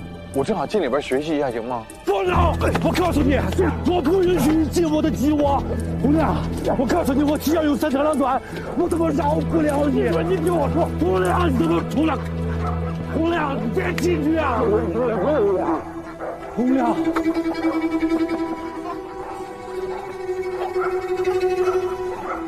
洪亮，鸡窝他妈有什么看的呀？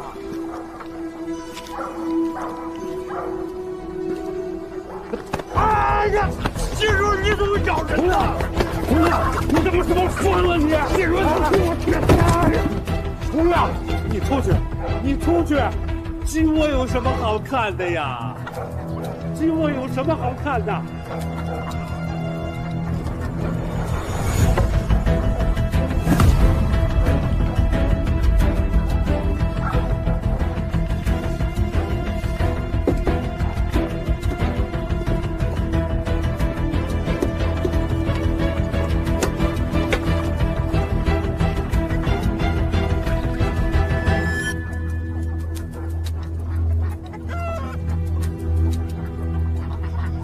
谢鸿飞，我们代表省院第11部对你涉嫌徇私枉法的线索进行处查，请配合。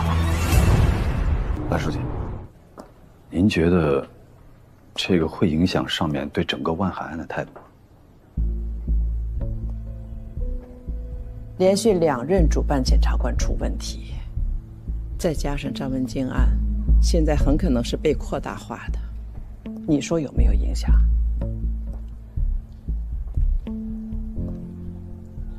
退一万步讲，就算张文京是被诬陷的，我想，也很可能是谢鸿飞个人原因。你作为主管领导，有监管不力的责任，但我想不会牵扯到整个万海案的成果。你要对整个案子有信心。那如果有人就是非要揪着这件事情不放，把2个案子合在一起呢？那也要实事求是。相信指导小组肯定会有一个正确的判断。既然到这个份儿上了，我们马上自查自纠。如果张文京确实是无罪，马上放人，还人家一个清白。接下来你知道该怎么办？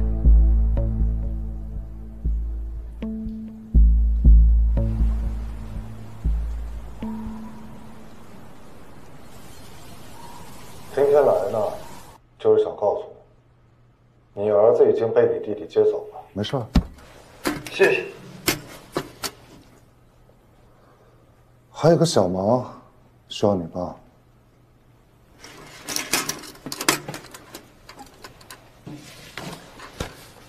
如果指导组再来找你，你就说你为了减轻罪行，把你的一些罪名推给了张文京，诬陷了他。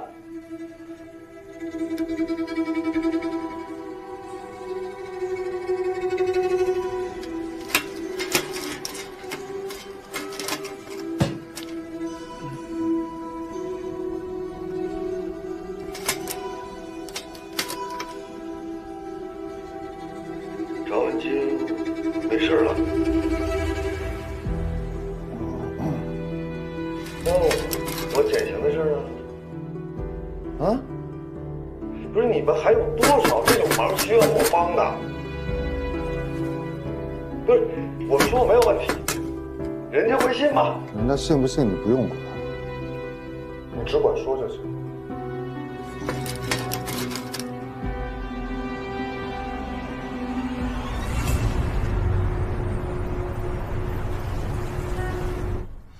张检，我是郑亚萍。领导好，我是洪亮。啊，你说。我们代表指导小组向您做一次阶段性的工作汇报。目前，张文京案、朴振兴案以及万海案都存在大量的疑点。根据最近东平发生的事件，还有我们查到的线索，我们有了一些不成形的想法。继续。目前我们主要的侦查结果涉及案件的主办人谢鸿飞存在着徇私枉法的嫌疑，指控万海涉黑的证人存在作伪证的嫌疑，同时张文京涉黑存在被扩大化的嫌疑。还有一个情况，我们每次一查到点线索，就会有内部的人跑风漏气。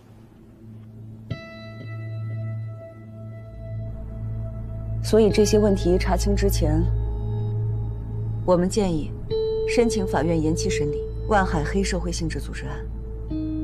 张检，给我们些时间，彻查万海案以及相关案件。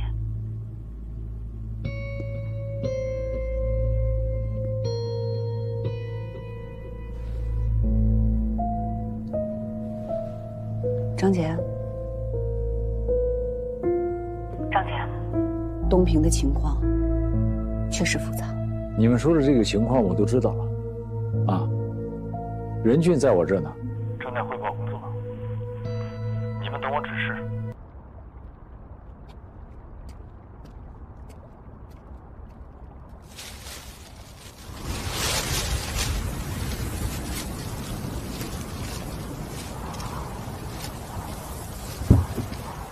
是回家吧？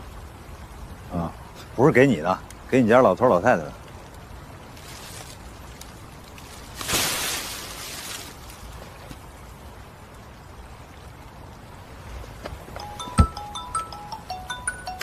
哦，能响啊？我以为把我拉黑了呢。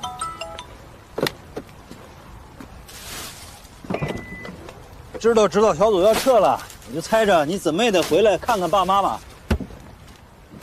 哎，你说，你这刚来的时候，你作为指导小组的副组长，还能上我们家吃饭，这要走了给你打电话就死活都不接，害得我只能在这儿堵你。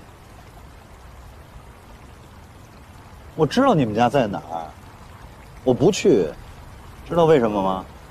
怕你尴尬，主打一个懂事儿，看着没？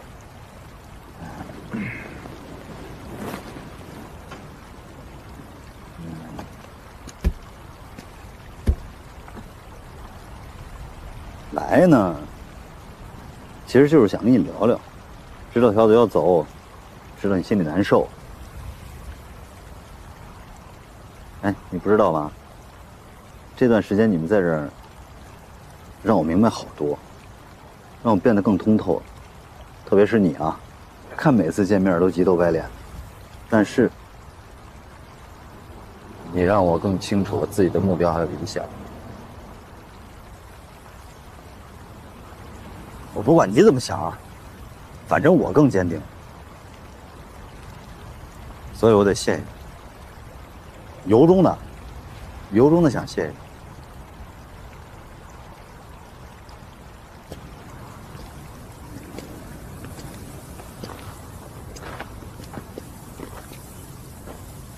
前两天打了个电话，跟我老婆，这又说起来，咱们上学时候这个学生会主席竞选的事儿。啊，说乔振兴那一票投给谁了？李仁俊，李仁俊那票投给谁了？也投给李仁俊。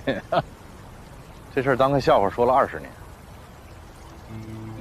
，20年了。哎，你不好奇说当时我那票投给谁了吗？我跟你说说，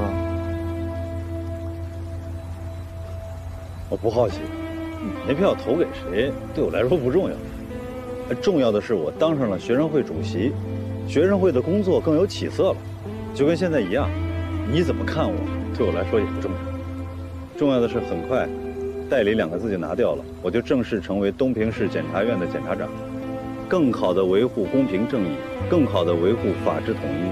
这句话不只是检察官的誓词，更是我的理想。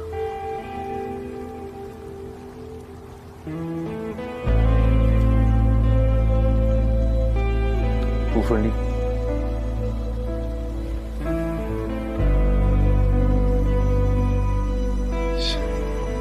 跟你说这些也真没用，一路平安。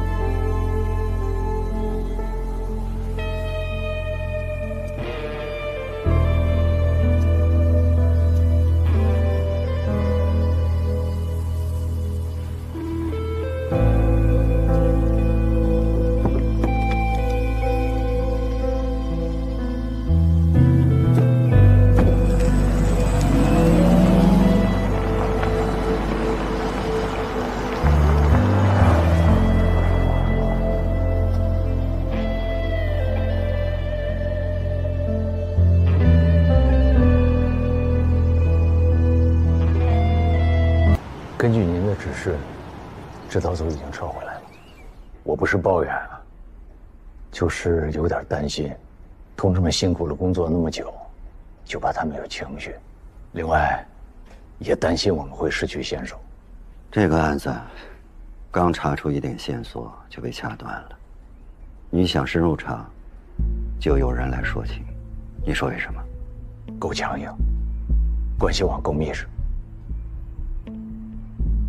我们撤回来，对方固然可以稳住阵脚、扎军篱笆，但是我们也可以麻痹敌人，让他们充分表演表演，看看他们的路数。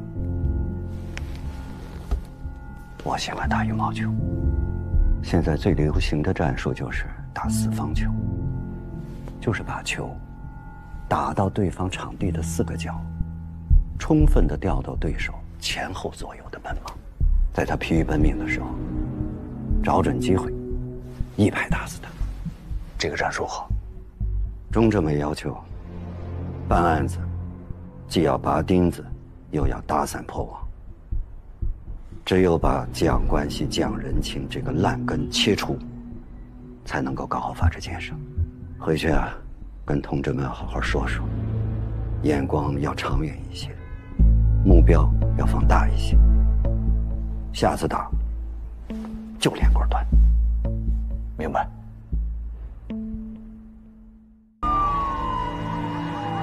今日，社会各界高度关注的万海黑社会性质组织案，在东平市中级人民法院重新开庭审理。此前，该案嫌疑人万氏集团法律顾问张文金当庭喊冤。经过检察机关、公安机关周密细致核查工作，最终认定张文金不构成犯罪。东平市人民检察院决定撤回起诉，张文金被无罪释放。这一重大反转，体现了我市政法机关严格、认真、负责的司法态度，也体现了坚持实事求是，坚持对法律负责、对人民负责。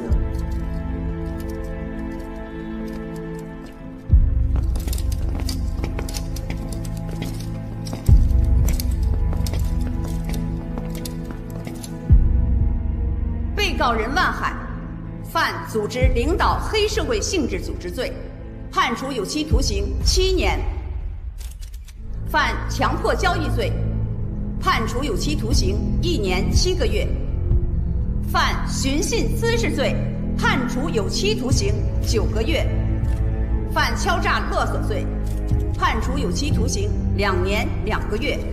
数罪并罚，决定合并执行有期徒刑10年10个月。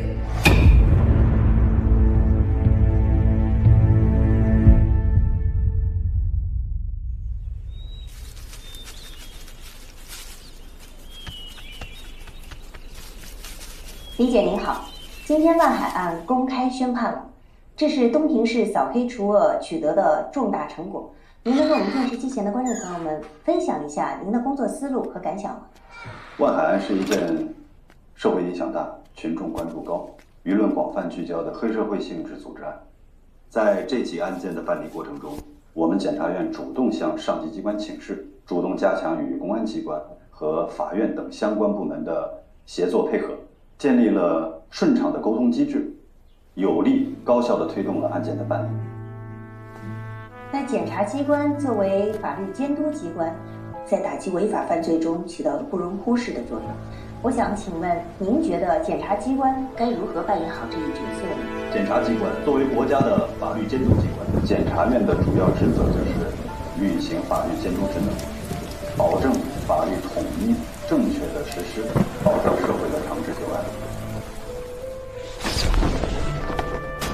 我们会继续保持对黑恶犯罪的高压态势，我们会不断地提高自身的业务能力，更好地巩固专项斗争成果，提升东平人民的获得感、幸福感和安全感。